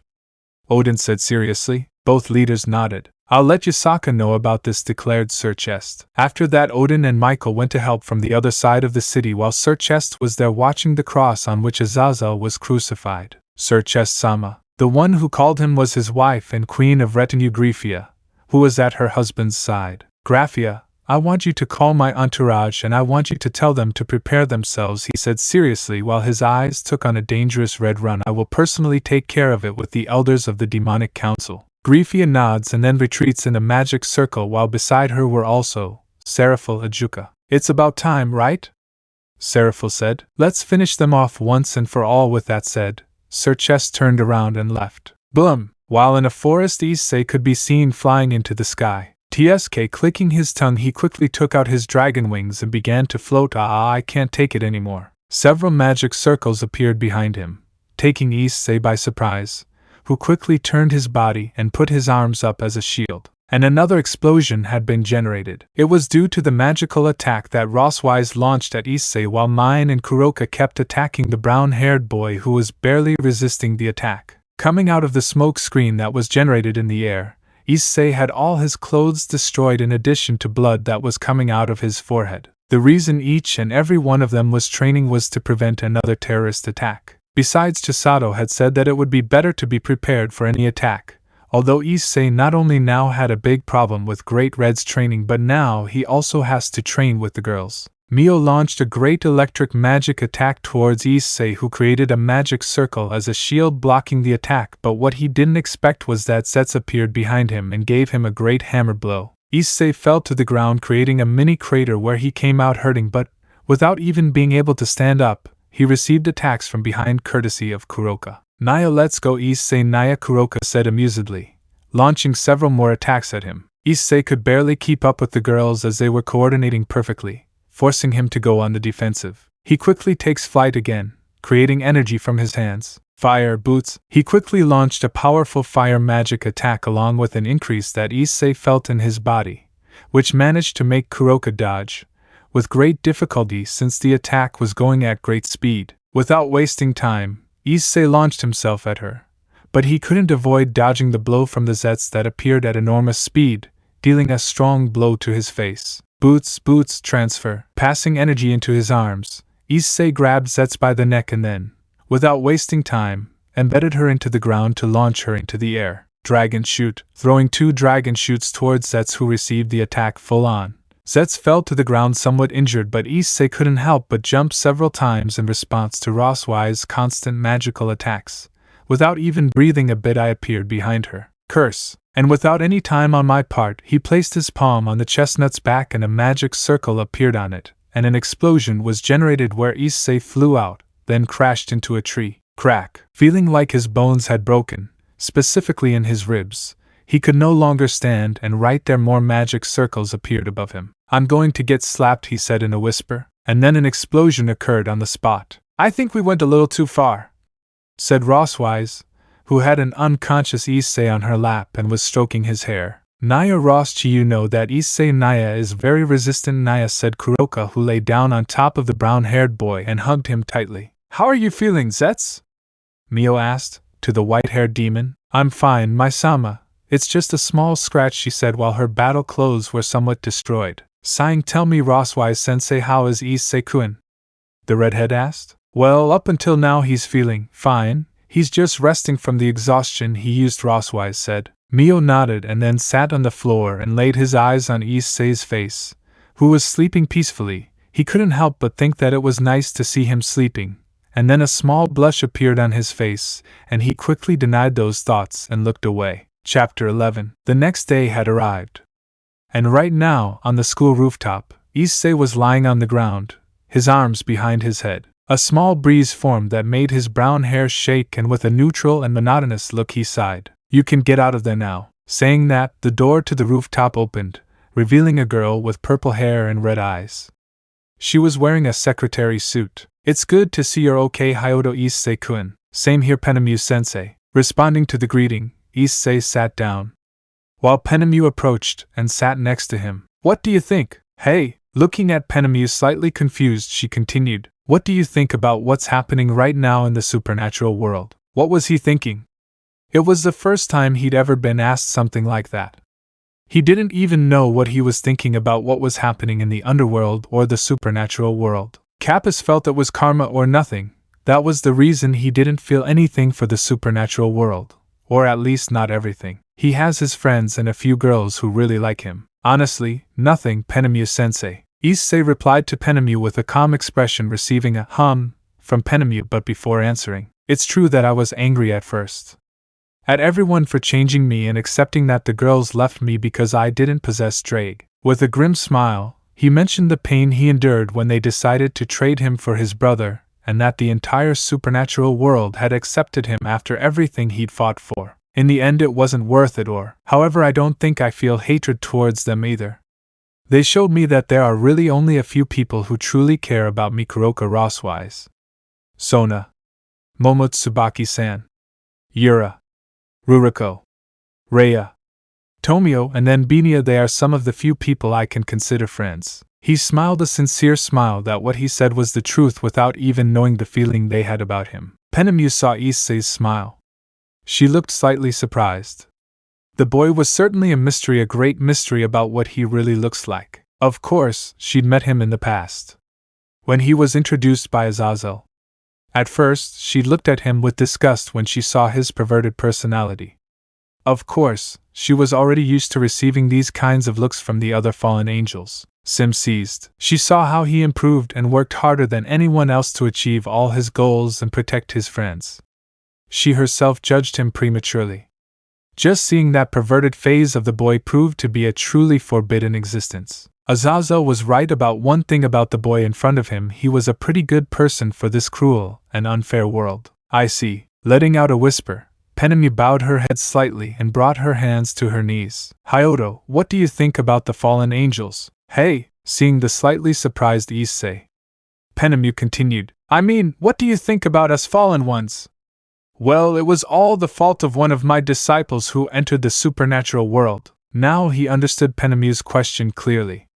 He couldn't help but think of Reincarnation, his first girlfriend, the one who had lied to him and played with his feelings, and that trauma caused him to open up about his feelings again.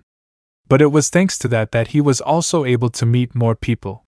Very good friends, too, for everything he did during the Battle of the Triaxa, his second death, and in the end, he ended up with nothing. Do you think I have any resentment against the fallen angels, Penemu-sensei? Issei said, being seen by Penemu, who stared at his eyes. But, before continuing to speak, Issei raised his hand, stopping Penemu. I can be sure of one thing, Penemu-sensei. But I'm actually grateful for everything that lives. Smiling, Issei approached Penemu and took her hands. If it weren't for her, I would never have met all of you. If I hadn't been killed by Reincarnation, I'd still be an ordinary guy and I wouldn't have a girlfriend. Scratching the back of his head and smiling somewhat embarrassedly, Issei turned his face slightly. Besides, I probably would never have met a pretty girl like you. Smiling embarrassed, Issei said to Penemu, who looked slightly surprised by what Issei told her. And a small blush appeared on her face, being ignored by Issei, who didn't notice Penemu's small blush. Heh. Thanks, Hyoudou. Nearing the end of classes at Kuoh Academy, Roswise was walking through the halls on her way to the student council meeting, where she would meet with Sona Citri and Sarah Fall Leviathan. I wonder how Issei-kun is doing. Talking to herself, she thought about her boyfriend, who was in the United States being cared for by Naru's Mio and Hasegawa Chisado. Walking through the hallways, she stopped right at the window of one of the corridors to observe the courtyard. And right there, she saw Rias and Akino Himejima, who were walking towards the occult club. She watched with disgust. How could they act so naturally and forget about that person who had helped her so much? Refusing to entertain any negative thoughts, she continued on her way. Upon arriving at the student council room, she knocked on the door and heard a "come in" from the other side. Entering the student council room, he found himself with the rest of the council, except for Saji, who was with his fiancée. "Hi girls," greeting the student council members. She greeted them back, and then Ross-wise sat down in one of the chairs. Tsubaki gave her a cup of tea. "And Sona-san? She's tending to a little business in the underworld, Ross-wise sensei," Tsubaki reported as she settled in. For about 20 minutes, a magic circle formed in the middle of the student council. Everyone stood up. From it emerged none other than Sona Citri, accompanied by her sister Seraphal Leviathan, also known as Seraphal Citri. "Good morning, Sona-sama and Seraphal-sama." All of them without exception bowed slightly, eliciting a small smile from Seraphal. "Come on, girls, there's no need to be so formal." She spoke with amusement as she made her way to the desk and then sat down in that chair. Each and every member of Sona's nobility stood behind her while Rosswise stood to her side. Why did Seraphal-sama want to hold a meeting here? Well, Ross-chan, the reason is very easy, and it is because we have to talk about Issei-chan and about several things that you don't know. About the reason why he changed like Ddraig-sama. Seraphal said seriously, earning confused looks from the girls. "HMP. Seraphal-sama, what did she mean by the reason for Issei's change?" The first to ask was Yura Tsubasa. Seraphal would look at the rest of the girls and put her hands on the desk and cross her fingers. "The real reason why Issei-chan stopped being the Sekiryutai." Chapter 12. "Okay, this is something new to see," a brown-haired teenager responded, who had a red gauntlet with several golden spikes on his arm. He observed that the entire place was totally destroyed, as well as several mutilated bodies everywhere. "There are too many children," he thought as he looked at the place filled with corpses of children as well as adults, both men and women. Starting to walk through the place full of corpses as well as several soldiers who were behind him, little did he know that inside the pile of corpses there was something moving. Without giving free rein, he just stared at the children's bodies with great pity. Everyone had a look of terror on their faces while the soldiers who had accompanied him were searching for a clue. The black mass was moving. "Sekiryutai-sama, I found something," one of the soldiers called to the boy. He quickly approached and saw pieces of skin with black hair. Bending down, he began to touch the slimy mass. "What is this?" he asked. Without coming up with a concrete answer, the shadow began to take shape right behind him. Turning slightly, he got a big surprise and grew a wah, and suddenly several explosions as well as screams of men were heard in that place. Sirzechs Lucifer was sitting at his desk while his face had a thoughtful expression. Not only was it a fact that he was dealing with what remained of the Cow's brigade, but also the large number of supernatural people who were disappearing. It wasn't just the demons but the other members of the Alliance as well. "Sirzechs-sama, we have a report on Azazel-sama's condition." The door to his office was opened by his wife and servant, Grayfia Lucifuge. The one who brought it himself got a document. Leaving it on the table, she looked at her husband. "Thank you very much, Grayfia, you may leave." Sirzechs said as his wife approached and stood behind him to give him a hug. "You're under a lot of pressure, aren't you?" What Grayfia said made Sirzechs nod his head, while Grayfia hugged her husband from behind. "There's a lot going on. Not only the disappearance of the city's inhabitants, but also the very likely war that will break out. Why? We know that we are still recovering from the war, and hopefully we still have soldiers." Grayfia would stop the words of her husband who had fallen. It was no lie that the factions were completely weakened after that war against Ryzavin and his henchmen, in addition to also having to fight against the Triexa and seal it back thanks to Rosswise. It was a fact that they now had two more powerful Sekiryutai. They were even completely on par with Issei. In their prime, like him too. Of the Welsh dragon Ddraig when he was still alive, however, despite the two older brothers Hyoudou being so powerful. Not only did they have more power, but despite all that power, they still couldn't fully master the powers of the Bostigar, not to mention the fact that even though the Juggernaut drive no longer had its curse, they could still fall into a state of madness and destroy everything in their path as if they were a berserker. Still the extras, right? Grayfia would ask, looking at her husband. It's not the same since he made that decision, because of the girls and the fact about Ddraig. After Sirzechs' response, Grayfia smiles and breaks away from the hug to look directly into her husband's eyes and place a soft kiss on his lips. He wouldn't like to see you like this, Sirzechs. Besides, there are still people who love him. Ross-wise. Kuroka. Vali. Sona and her peerage. Seraphal. Azazel and the others, Grayfia mentioned, eliciting a small laugh from Sirzechs. At the end of the day at the academy, Hyoudou Issei found himself walking through the city on his way home. Thinking about everything he'd talked about with Penemu, Issei was somewhat grateful not to have to deal with the problems of supernatural beings. You're overthinking things, Issei. I'm talking about none other than myself who gave the chestnut a scare by appearing like that. Mio. Calming his breathing, he looked at her. Don't do that again. MPHM. It escaped from my lips. As I looked at Issei with an amused expression on my face at how easy it was to scare the brunette. Issei, there's something I must tell you. They both stopped in their tracks. Where the brunette saw the expression on mine. What's up, my friend? Mine would look at it, and, listen to me, in a few days we'll go back to Japan. Huh? Why? With a surprised expression, Issei replied while mine took a small breath. The reason we're also going to Japan is to stay hidden. You know that these past few weeks, both Zetz and Hasegawa-sensei are taking care of several stray demons. How did I feel anything? After my brunette's quick response, she raised her hand. And then she continued on her way, followed by Issei standing next to me, waiting for an answer. She sighed. After your fight against Krom Croach. Suddenly, many stray demons appeared in the city. They all seemed to have one specific goal. And that was you, Issei. But why didn't you tell me? I would have helped you. Mio let out a sigh and then stopping right in the middle of a bridge. Mio, answered the brown-haired boy, saying, because of this. Hyoudou Issei ended with a great surprise when he saw a magic circle in my hand. Without time to react, he flew away while a barrier was created above him, falling against one of the buildings. Issei spat blood from his lips. What the devil? Surprised by my attack, Issei tried to stand up, but he quickly brought his hands to his abdomen and felt a strange liquid run down his abdomen. Looking at his hand, he realized it had blood, but before he could continue thinking, Issei quickly spun around, dodging a large magical attack that came from the front. As he looked up, he found himself surrounded by a large red aura. Mine, you still think you can fight your condition? Look at yourself bleeding like a human, tell me, Issei. Mio extended his hand in front of him, pointing directly at Issei.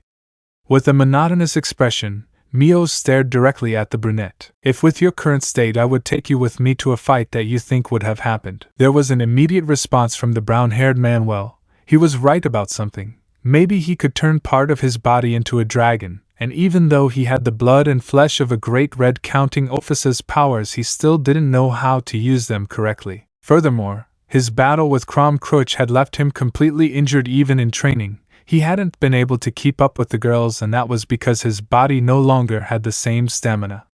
He relied too heavily on Ddraig's powers. Without a doubt, he was now regretting not having followed through.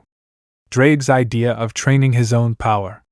Clenching his fists and teeth, part of his body began to dragonicize. You're right, my dear, my body may not be 100%, but, raising his gaze to face Minoru's, but if there's one thing I'm sure of, it's that I always get up when I get hit. With a smile enough, he launched himself at her at great speed.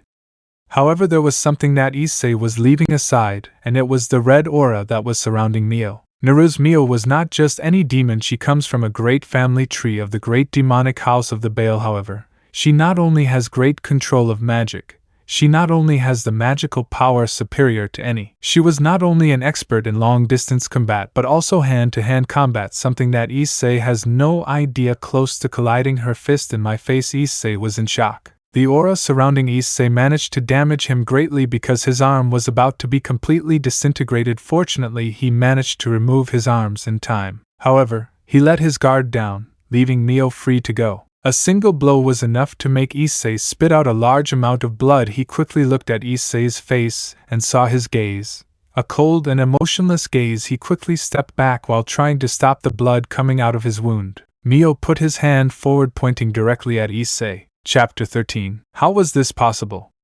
Hyoudou Issei wondered in his head as he saw Mio Neruz using the power of destruction. He knew that the only ones who could use that same power of destruction were the members of the Baal house.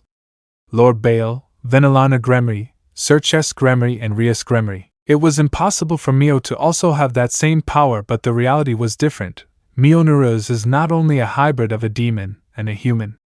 His original father. He was a member of the Baal house. In simpler terms, he is Serorg's stepsister. Finally reacting, she dodged a devastating attack that Mino had launched at her. Mio Neruz is the legitimate daughter of Lord Baal. But she comes from a human mother. Or so far, that's all she knows. Humph, you managed to dodge it. Congratulations for that, I see. Taking a few slow steps, Issei slightly raised his gaze and met mine. What? Do you have that power? Stopping, I watched for a moment the brown-haired boy who was doing his best to stand up. However, Mio didn't respond and attacked the brunette, moving at a good speed. Appearing right in front of him, he saw Mio's fist heading for his face. He quickly puts his arm up to take less damage, but the moment Mio's fist touched the brunette's arm, he grunted in pain. Well, his arm was almost completely disintegrated, hanging from the wrist. He still had his right hand to steady himself. But the aura surrounding him was brutally intense and, above all, very dense. Because of this, it managed to make his senses search everywhere. Feeling different blows all over his body, Issei began to spit large amounts of blood. His lungs, kidneys, liver, every internal organ of the brown-haired boy were brutally injured. He finally fell to his knees, vomiting large quantities of blood. You see the difference in power between us, Issei. Mio began to approach Issei. That's what you don't understand. You're strong, yes, but without Ddraig you have nothing. You still have more and more training, but you can improve. Saying that last bit, Mio hit the brunette one last time, leaving him unconscious. Mio took out a phoenix tear and then threw it on Issei, healing each wound. You can get out of there, Hasegawa-sensei. I think you went too far with him. I just gave him a sample of my power. It wasn't exactly about killing him. Chisado let out a sigh and a half-smile formed on her face as she walked towards Issei's unconscious body. Next time just try as little as possible to leave him alive. Mio smiled graciously. If he doesn't provoke me, I won't kill him 100 times. Saying that last thing, he left the place, leaving Chisado alone with the brunette's body, who was either sleeping or unconscious on the ground, sighing and knowing what he had to do. Chisado Hasegawa touched him on the forehead, and a transportation circle appeared beneath him. I think this is safe, I say. We haven't been in contact with each other for several years. Stop worrying about little things, brother. A black-haired woman with feathers on her head said sternly. The other was a man, or rather a man's head, who was speaking from the waist. Anyway, I say what I think and you know that. Sometimes I wonder why Freya-sama let you free Mimir. I am one of the few existences that has enough knowledge in the world, and knowing Freya, she would surely cut off my head so that I would help her recover her powers. You think she's still mad at Odin? It's likely, because Odin cursed her and banished her from Asgard. And let's not forget what she did to Baldur. The woman would stop in the middle of a beautiful forest, full of animals and other creatures that roamed around that place. What stood out most was how what looked like a small mountain from afar was moving slowly. The supposed immortality. But in the end it will be inevitable. Ragnarok will begin in a different way and Baldur will die at the hands of a flower. Yes, you would be surprised the world could go to waste in less than a minute. Hilda is a beautiful Valkyrie, a woman of about 28 to 30 years old, with an extremely beautiful body with large curves, a beautiful heart-shaped buttocks, and lovely breasts that are not too big, but not too small, perfect. Beautiful reddish eyes and long blonde hair. Well, I guess the world is already completely crazy. After all, the gods in the world are already ready for death. Not all gods seek death, Hilda. Some desperately seek a way to live more than one long life. Of course, there are gods who live a life completely crazy and carefree. Hilda nodded as she passed through a small clearing. There were several gods who did not care if they died or if they lived more than a long millennium. Those gods were completely carefree to a large extent. They had children everywhere and were even totally incestuous. Or there was the case of gods who came down to the human world and procreated semi-gods. The example for the Norse Zeus, the god of Greek mythology. Well, of all those who say that man is not equal, gods like Loki are special cases, said Mimir. Odin-sama's adopted son, he is the one who will bring Ragnarok, killing Baldur. Tush, well, there's not much to reproach Loki for, Mimir said. After all, Loki isn't Odin's blood son. Besides, being adopted by him after killing a large number of giants, and seeing him alive as a child finally made Odin understand that the conflict couldn't be resolved. How? Hilda asked. Sigh, it's a bit complicated, although I think that seeing Loki as a baby made him regret his actions, when he was still young and well, that's where some of his wisdom was born. Of course, Ami never forgave me and left me in that tree. But I didn't care much, in fact, despite the fact that Odin's years served him well and helped him improve a lot. When Odin gets angry, he is the opposite of a perverted being. Mimir said, I understand, stopping right in front of a huge turtle.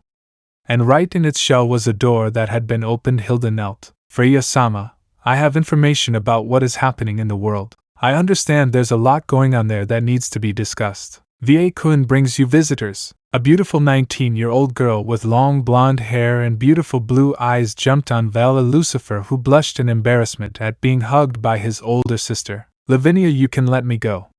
Pouting, Lavinia hugged her, Va-kun, tighter, who was simply embarrassed. Yes, Hyoudou, see this, believe me, buddy, you'll be the one who makes me laugh. Albion, from now on I don't want Hyoudou to know this. Oh. The great Vala Lucifer is afraid of his rival, that he'll find out, and be ashamed of seeing him in this submissive state, or that he'll find out you're a Thai lover. Be quiet. Va-kun, how have you been? You're eating well, you're no longer a crazy fight freak. Oh, you finally have a girlfriend and you're here to introduce her to me. Remember, Va-kun, you have to introduce her to me and see if she's the right one for you. Rennie began to bombard Vala with many questions, who now at this very moment was hoping the earth would swallow him up, but luck was not on his side. Vala-kun, what's going on? Lucifer, wait, but it was already too late. Lucifer was completely wide-eyed when she entered, seeing her boyfriend being hugged by another girl. Oh, I see, while I'm outside waiting you're flirting with another girl, how unfaithful. But before the Great War broke out, Vala's savior arrived. Oh, it's been a long time since we last saw each other, and Lavinia, can you let it out? The one who arrived was none other than Tobioicus, who, upon seeing Vala and realizing the situation, quickly decided to save his younger brother. Ah, I'm saved. Where am I? I'm glad they woke up Ibu. Opening his eyes in surprise, Hyoudou Issei saw that he was in a hospital room. Ddraig. What happened next? From the Triaxa? Issei nodded. Not much, thanks to Ophis's help you ended up activating a new form which we named the Diablo's God. So we won? If it was still a great cost, Issei, we used so much energy that we ended up in an indefinite coma. After the dragon's information, the brown-haired boy's eyes opened in surprise. However, the dragon continued. You shouldn't worry about anything, even though we had people there who really care about us in an indefinite coma. The girls. Yes, indeed, your two brothers also came to visit you and check on your health. His brothers worried about him since he could remember his brothers had never worried about him. He didn't even know that his brothers loved him, or much less his parents. Ddraig, were my brothers really worried about me? Seeing the chestnut tree confused, he directly asked the dragon, who was curious about the reaction of his carrier. Is something wrong, buddy?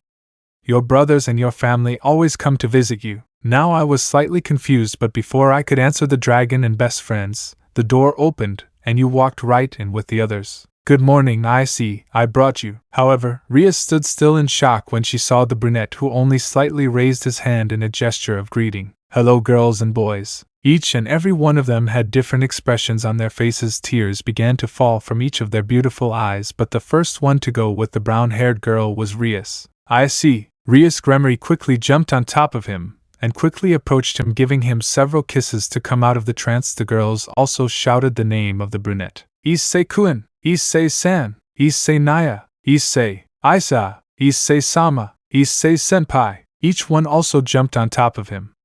Akino, Zenobia, Irina, Ravel, Kaneko, Asia, Kuroka and Rosswise also hugged him and began kissing him on the lips in order. I see. Rhea's, giving each other a kiss on the lips. The next one was Issei-kun, Akino, and the next one, Issei-kun, Rosswise. And so with each of the girls. When there was so much commotion, a doctor also arrived, and the brunette was very surprised. But from there, the doctor didn't just receive the news that the hero of the factions was fully awake. It made a stir in the supernatural world. He was visited by great friends Kiba, Saji, Sona and the rest of his nobility, the Maos, his in-laws Venelana Bales Zeatikuos Gremory and his great friend and rival Vali Lucifer, and finally his family, his brothers and his parents. There wasn't a long conversation with his family, who treated Issei with great affection. Except for his father, who, despite his serious expression, Issei understood from his gaze that he was relieved to see Issei feel better. So it's a miracle I was awake. Yes, a very good miracle happened. In the hospital room there were only Rias Gremory and Hyoudou Issei both holding hands. I think it caused quite a bit of trouble for everyone. He couldn't help feeling guilty for having caused her problems. To the others, not at all, Issei actually, thanks to you and Vala. We managed to seal the beast of the apocalypse again. Rias said, glad to hear it. Is something wrong, Issei? It's nothing, Issei said. I just had a bad dream, that's all. What was that dream? Issei looked at Rias. The redhead's gaze was completely worried about the brunette squeezing her hands with some force, and making the greatest effort she put on a smile. I dreamed that after the Triaxa, both Ddraig and I ended up in a coma, but do you know anything about that dream? That in that world. Despite having Ddraig, you and the other girls like Akino, Asia, Zenobia, Irina, Kaneko and Ravel weren't in love with me but with my brother. I see. Rias squeezed the brown-haired man's hand tightly. Not only that, but also Ddraig and I didn't separate. Being Ddraig split in two and my brothers were the new Securudii, Issei said.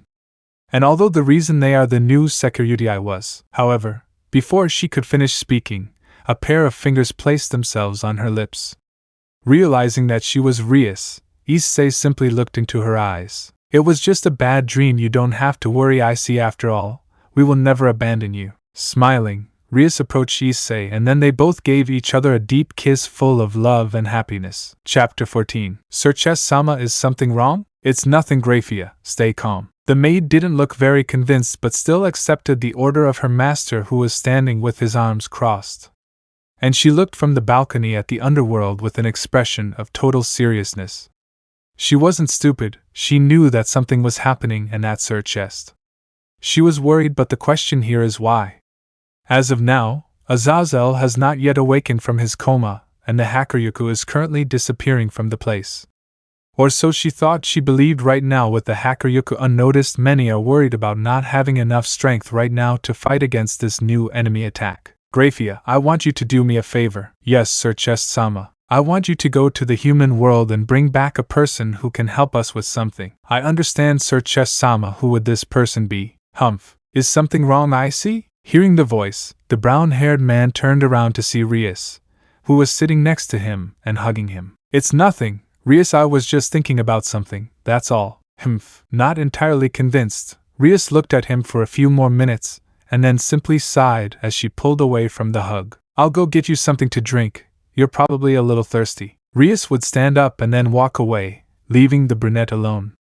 He simply watched briefly as she walked into the kitchen and then turned his gaze right in front of the television. You're still thinking about that, Ibu. Ddraig, I don't know what to think anymore. This is so weird. I think the effects of the war caused a lot of things in you, Ibu. You should stop thinking about all this. Before he could finish talking to Ddraig, Rias appeared at his side with a cup and handed it to Issei. Taking it, he looked at the cup and looked at his reflection. I see you heard me. Snapping out of his daze. I'm sorry, Rias, but I want to go out for a moment. Walking towards the gate, leaving Aria behind, who was looking at this, and his crimson eyes shone for a few moments until finally Issei left. Walking through the city of Kuoh while it was getting dark, he continued on his way. Was he really confused? What had happened after that war? Was it just a dream or something more? He wanted to know. He didn't know how he could go on if he was still with me.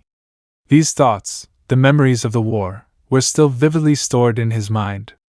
The constant attacks, the deaths of all those who died in battle, and so on. Issei. Hey! Stopping his steps, he swore he heard something. Issei. Turning around, he saw. How is this impossible? In front of him was none other than another Hyoudou Issei. But unlike this brunette, this one looked much more haggard, his eyes devoid of any emotion. Blood dripped from the side of his face, and what stood out the most was the bostiger. Are you surprised? Issei said. This world is what we always wanted, right? You can't lie to me, Ami. This is what you wanted. A world where there is no more war. A world where we can finally rest, have a real family, and have the girl we love the most with us. Walking slowly towards him and moving faster, his hand where he had the bostigar, he grabbed him by the neck and slammed him against the ground, spitting saliva. Issei looked up. The more I have to watch people die, the more I must continue to save in this world, he said, squeezing her neck. It's enough, because we have to suffer everything ourselves. Unable to answer, Issei tried to use his sacred gears, but in the end he failed. And don't you remember that after all you don't have Ddraig anymore? Well, if we still had him we would die. Do you remember why? Opening his eyes in surprise, he looked at his hand. Right where he had previously held his sacred gears, a strange dark mace was slowly devouring it. Is that supposed to separate the bostigar from your arm, what the Triaxa didn't do? You're very wrong, Issei. Your body is barely changing. A strange black liquid was coming out of her eyes, as well as her ears and mouth. The bostigar began to change. Of course, of everything we will all die, and you will be the one who brings destruction. We will be the new Triaxa, but much better than the original. Bigger, stronger, all to have the flesh and blood of Great Red and the infinity of Ophis. A dark smile appeared on his face as he leaned closer to hers. Their gazes met, and in the end, she understood everything in that moment alone, that changed everything in her life. You know it, right? We will bring chaos. Just stop fighting and fall into this world where you will finally have the peace we so wanted. We will no longer have to suffer. Suddenly several figures appeared on the spot, and Issei, stop fighting and come with us. Appearing on a bed, Issei was being hugged by all the girls from the occult club. Each and every one of them was naked. You can stay and enjoy us, Akino said. Issei-san, please don't leave. Issei-senpai. Issei. Each of them hugged, and one day their breasts were in the brunette's face. Feeling her nipples touching every corner of his face, he finally managed to see something while the girls left him some space, and he saw his other self, who was looking at him. You just have to stop trying, Fufu. Issei. Each and every one of them kissed every part of the brunette's body, and while she closed her eyes slightly and let herself fall into temptation. Are you really going to let this get you down, Ibu? That voice, Ddraig? Recognizing the voice of his friend the Red Emperor Dragon who was speaking to him. I leave you for a while and you're already having another problem. Hey buddy, he couldn't even leave you alone without you getting into trouble. Hey buddy, how pathetic. Draig's voice sounded quite mocking and funny despite the brunette's situation. I thought you'd be happy to see your friend back, although I don't think so seeing you like this. I'm sorry, I can't. If you finish that sentence, everyone you knew and loved will die. Will you leave it like that? Not understanding what the dragon meant, he continued. What will happen to all those people who truly love you? The Valkyrie, the Nicomeda, and your new demon friends. You'll leave it at that. Opening his eyes in surprise and like an idiot, what would happen to them? What would happen to Rosweiss, the beautiful 100 Genis Valkyrie, or Kuroka, who always wants to make out? Damn. Even what would happen to Chisado, Mio, and Zetsu, who were helping him since he stopped being the Sekiryudai? You were never alone. Even after we separated, I left you all of my combat skills, as well as using your body as a Dragonikars. Remember, against Krom Croach you used my, not your new skills, thanks to the knowledge I transferred so you can defend yourself. Ddraig explained. From then on you saw everything thanks to your experience in battle and the dragon instincts you possess. Issei, stop being a sissy and stand up and fight. You have to fight. Spinning slightly, the entire place went dark as the brunette's body began to stand up, a strange red energy surrounding him. The temperature of the entire place began to rise exponentially. You're right about many things, Issei spoke. I'm tired of fighting to live, but if I don't fight, who will? If I don't fight, who will? I must fight, I must fight. What the devil? Issei's power began to increase and the whole place around him began to appear fire. Fight. You have to fight. If you don't fight, you'll die. If you win, you'll survive. You can't win if you don't fight. Scales began to appear on his arms, his hands turned into claws, small horns appeared on his head, his abdomen swelled slightly. His height grew, enormous and gigantic dragon wings appeared, a beautiful crimson color. Issei's left eye aflame stood out, and with a smile he looked at his opponent. Hope appears and disappears until the end. An intense red energy was forming in his right hand and the strands of his hair began to turn a deep red. His eyes changed to emerald, and an armor appeared in his hand until it reached his right shoulder, and the red energy was forming a kind of line, and making the right choice isn't easy. Every word that came out of Ddraig, the brown-haired man's mind clouded with memories of his past good, bad and foolish, each in different ways, and finally in Issei's hand a gigantic sword appeared. The blade of the sword was completely covered by several emerald-colored runes at the bottom. It had the head of a dragon with embedded gems that made it look like eyes on the hilt. It had a medieval and Asian design, and a head at the end of the hilt design also had a dragon's head. I may not have lived long, but I'm sure of one thing, Issei said. If there's a type of person capable of changing something, it's someone capable of sacrificing the very thing they love most. Someone who, in order to face a monster, is capable of losing their very humanity. A person who isn't capable of sacrificing something can't possibly be capable of changing anything, Issei shouted as he held his sword. Then he moved much faster than anything else and appeared in front of the other Issei, and with a quick horizontal movement with his sword, Issei simply maintained a neutral expression until blood began to flow from his mouth, until half of his body completely fell. Firmly gripping his sword, Issei looked at the body of his other half already dead. Congratulations, buddy, by appearing you finally awakened some of your power. I wouldn't have made it without you, Ddraig. I don't think so. You're quite an abnormal person. I'm sure you would have made it without my help. Thanks, Ddraig, for everything. If you don't have to thank me, then that's what friends do, they always help each other. We'll see each other again, right? No more, this is my last time helping you, Issei. It's time for you to learn how to control your new powers from now on. Observing his new weapon, Issei simply saw every detail of the sword as well as seeing the armor that covered his right arm completely, and looking at the dragon in front of him once more. Thanks, Ddraig, seriously, for everything. Beginning to disappear into particles, Ddraig smiled fiercely. Ophis would surely be proud, as would Lilith. Saying that, the Welsh dragon disappeared, leaving Issei standing there in that enormous darkness while the brown-haired boy, a smile formed on his face. Thanks for your help, Ddraig, and thanks, Ophis and Lilith. Behind him, two gothic-looking girls began to disappear from that place in particles, just like Ddraig. Take care, Issei. Lilith wants Issei to be happy. Humph. Opening his eyes slightly, Issei realized he was in a room?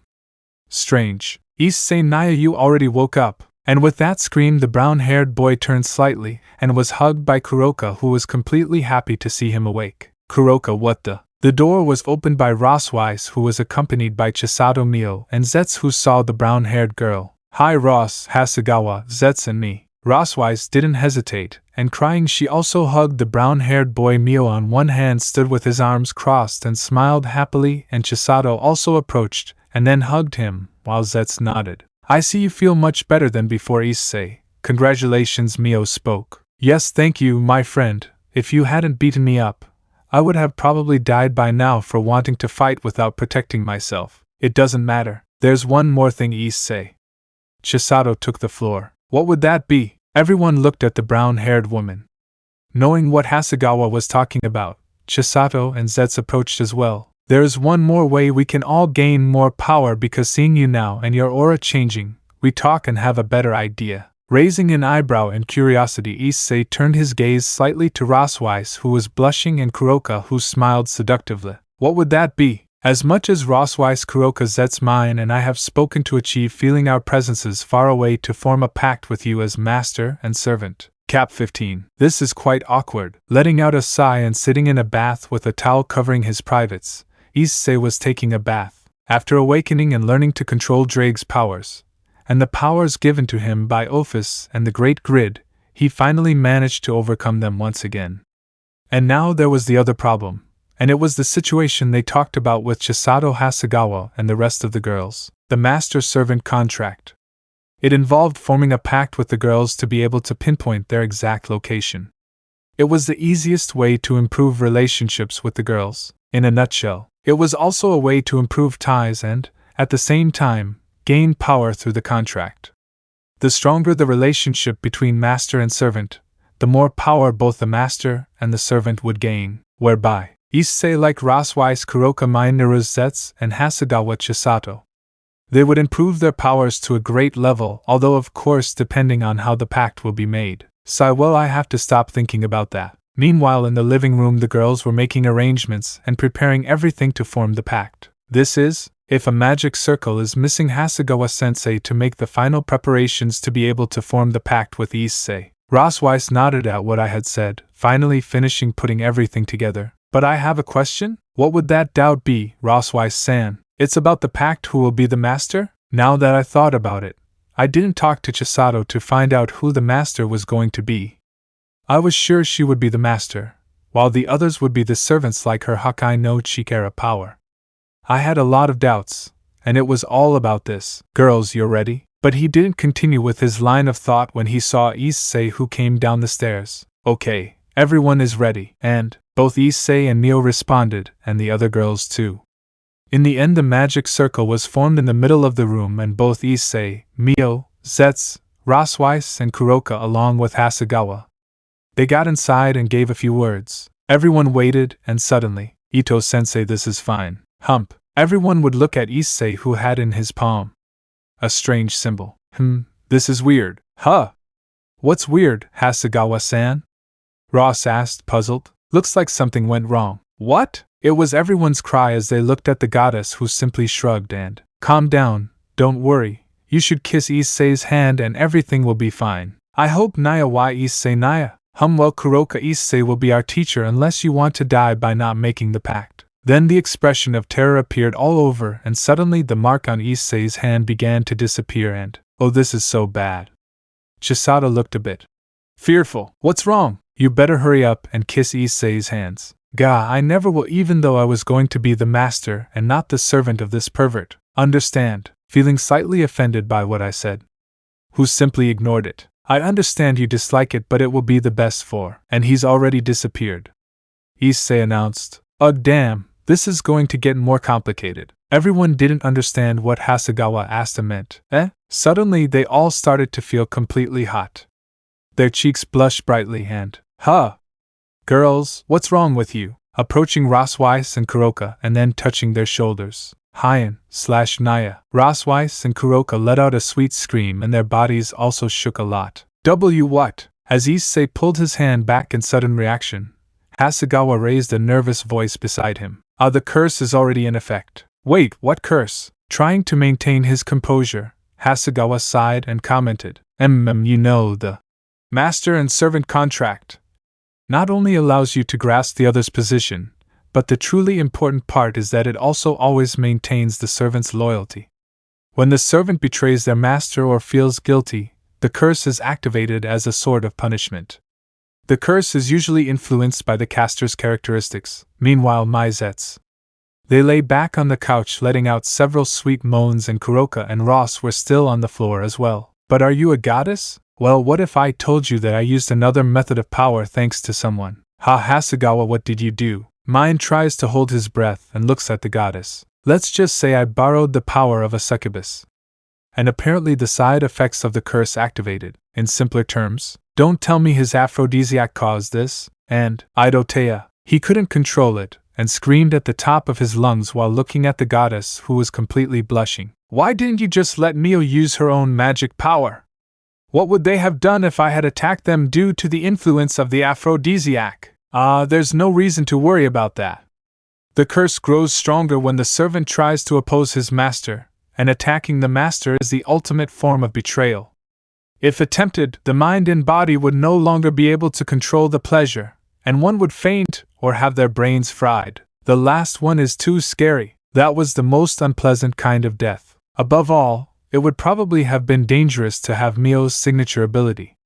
I mean, Mio became capable of using magic after her mother's death after inheriting her strength. She hasn't fully awakened yet, but it's very likely that she inherited her father's characteristic as well. By the way, someone who opposed her father's contract in the past seems to have died from being crushed by an invisible power. Therefore, I skillfully avoided the danger of becoming a pile of ground meat. Alright, enough Naya, and help us now. Kuroka tried to speak with all her might, but her body was too hot to speak. What do I do now? He's trying to dominate us. He was confused by Hasegawa's words. Until suddenly, wait. Don't tell me what? Fearing what he had to do, Hasegawa nodded, confirming, and now I'm looking. This has to be a joke, right? I wanted to be hopeful that I wouldn't do that to them. No, don't worry, do it now and quickly. Sigh, it's okay, Issei said. He finally took a deep breath and approached the first two girls who were Kuroka and Rosweiss, his girlfriends. Issei. Sorry girls, this will be quick. Holding both of their hands, they let out a loud moan of excitement, and he quickly began to touch every part of the body of both girls who simply couldn't be more embarrassed. Oh well, in case of Rosweiss, who didn't want this to be like this, she wanted her moment with Issei to be special, but instead this. Fwan. With just that, Rosweiss' body shuddered. The skin he touched was clearly warm. This heat and her erotic reaction almost made him flinch, but there was no turning back. And continuing with his touch, he ran his hands around Kuroka and Ross's shoulders. And so, in order to form this master-servant pact, he had to prove that he was the master. To achieve that, he had to touch the weak points of all the girls, as Hasegawa had said. Issei searched for Rosweiss and Kuroka's weakest point on their clothes, touching them all over. The curse must have been very strong. Wherever he touched them, both of them reacted sensitively and shuddered, letting out a sweet voice. But after a while, the moment Issei touched a certain spot, both of them showed an incredible reaction. Along with a remarkably loud voice, they shuddered fiercely throughout their bodies. Issei couldn't help but swallow, and Hasegawa showed a smile. Looks like you found it, the weak point of both of them. What I was looking at were the symbols of a woman, two soft lumps, her breasts. Therefore Issei took a deep breath, clearly keeping these memories forever. And then he stretched his hand toward the most sensitive spot. Both of them let out deep moans when Issei's hands managed to touch them. The sensation of having touched both of their breasts was completely different from what he himself thought, and Rosweiss' breasts were soft, but above all they were quite soft, while Kuroka's, like Rosweiss, were soft, but a little harder, if that's what their breasts were like. You don't want to imagine what Hasegawa's breasts were like. Mine, and Zet's when their turns come. But Issei still didn't remove his hands from both of their breasts, and then both of them finally saw their own breasts changing shape at Issei's touch. She recognized the sweet sensation, but also how soft and sensitive her breasts were. Both of their large breasts were of a size where they spilled out of Issei's hands. As if accepting his 5 fingers, despite that, they squeezed between his fingers at every touch, lasciviously changing shape, so she wouldn't deceive herself any longer. Rosweiss and Kuroka knew that the current sensation was one of pleasure. This sweet sensation robbed Kuroka and Rosweiss of their sense of thought. And then, suddenly, the moment arrived. NYAHH. After a moment of blankness, a spark of fierce pleasure painted Rosweiss and Kuroka's vision as white as snow. They both fell to the ground, panting heavily. And then Issei saw the necklace around their necks change color, and then disappear, implying that the covenant of master and servant was completed. There were 2 left, 3 left, and turning around, there was Mio, Zetz, and Hasegawa left. Standing up, he walked over to Hasegawa until he was standing right in front of her. He didn't say a word. There was nothing left to say, and Hasegawa seemed to be the same, so he just let Issei lead the way. Hasegawa knew it, and watched as Issei's hand began to touch every part of her body. Her entire body shuddered. Due to the curse of the master-servant pact in effect, even though she's a goddess, she's also quite sensitive to touch. She let out a sensual and beautiful moan of pleasure at being touched by Issei's breasts. Issei was completely enthralled as he caressed Hasegawa's large breasts. Due to the enormous size of her enormous breasts, he was sure he was competing with Yasaka's breasts. Or so he thought. Understanding what Issei intended to do, Hasegawa raised a short voice. Then Issei's hands, which had reached his chest, began to unbutton his shirt from top to bottom. Issei, what are you doing? Look at my breasts. Even as she said this, Hasegawa didn't resist. However, her embarrassment skyrocketed after all, and she averted her eyes slightly. Perverted Issei. That's right. Issei didn't hide his own feelings and actions. Regardless, he didn't apologize to her, and Hasegawa didn't oppose her either. She was going to submit to him now, so she accepted it as best she could. His hands moved a little awkwardly, but it didn't take him long to completely unbutton the front of Hasegawa's shirt. With all the buttons undone, the shirt lost its function as a single piece and revealed the shorts he was wearing, and finally he started touching them directly. every movement he made with his hands. Hasegawa felt a strong current due to the touch Issei gave him. Her body shuddered more than once as she released more and more of her beautiful moans. She tried to stifle them a little, but Issei's hand was a work of art. It's like that time, the resources from that time and the first time Issei attacked her, letting his instincts get the better of him. They invaded her once again. Every touch makes her remember, and she saw Issei's face approach her breasts. Is it him? In the end, Issei's mouth reached her breasts and began to suck them. Issei yeah yo afola? Her senses returned at once along with her consciousness, and the torrent of pleasure made Hasegawa climax once more. His whole body convulsed on its own and a pleasant shivering sensation ran through Hasegawa. Ha. She didn't even have time to close her eyes after the sudden occurrence. Therefore, Hasegawa Chisado witnessed the crucial moment just like Ross and Kuroka. The mark on the necklace disappeared, implying that the contract was a success. There are 2 left, I thought. Mio and Zetz were the last 2 girls left, and finally he started walking until he was close to Mio and Zetz. ISS Issei-sama. They both called him by different names, and he knelt down, right between their legs. Placing his hands on her thighs, Zetz and Mio let out a sweet, sensual moan at the sudden touch. His hands traveled up and down both of their legs. Their bodies shook, and their breathing became ragged. Their chests jumped several times from Issei's touches. Both of them kept letting out their beautiful moans while Issei's touches increased. With each touch, Issei finally moved his hands higher, passing over her entire leg. And then his hands moved further up her stomach and then reached his targets. Here I go, mine and Zetz. Neither of them could answer him correctly and pressed. Yan, ha-mm-simm, foi. Throwing back their heads, Mio and Zetz bent backward in pleasure. Overcome with a pleasant feeling of weightlessness, Mio and Zetz lifted their legs around Issei's shoulders and both with their hands squeezed his head, while their breasts were intensely absorbed. Wow, what is this? They knew she was climaxing intensely. Dizzy with overwhelming pleasure, she felt the foundation of her current values being redrawn. And over time, Issei's existence in Mio and Zetz's heads began to shift to a different one from so far away. From now on he was a member of the family and a teacher in name only, an absolute teacher, who wanted to dedicate and submit himself completely. The moment I thought like that, Mio and Issei's body was suddenly enveloped in light. Mio and Zetz were dumbfounded by not understanding the sudden occurrence, while Hasegawa showed a calm smile. Congratulations, that light is proof that the contract recognized that your relationship has advanced to the next level. Hasegawa spoke calmly, just like the others. Equally calm. In the end, Issei let go of both of their breasts, and sat on the floor while trying to calm his breathing a little. It's finally over, Issei said. Finally the pact of master and servant ended between all of them, and now all that was left was to wait. Let me know in the comments below if you guys want the next part. Also check out my other video that has been shown in left. Thank you for watching. If you enjoyed this video, please like and share this video. And have a fantastic day. Bye.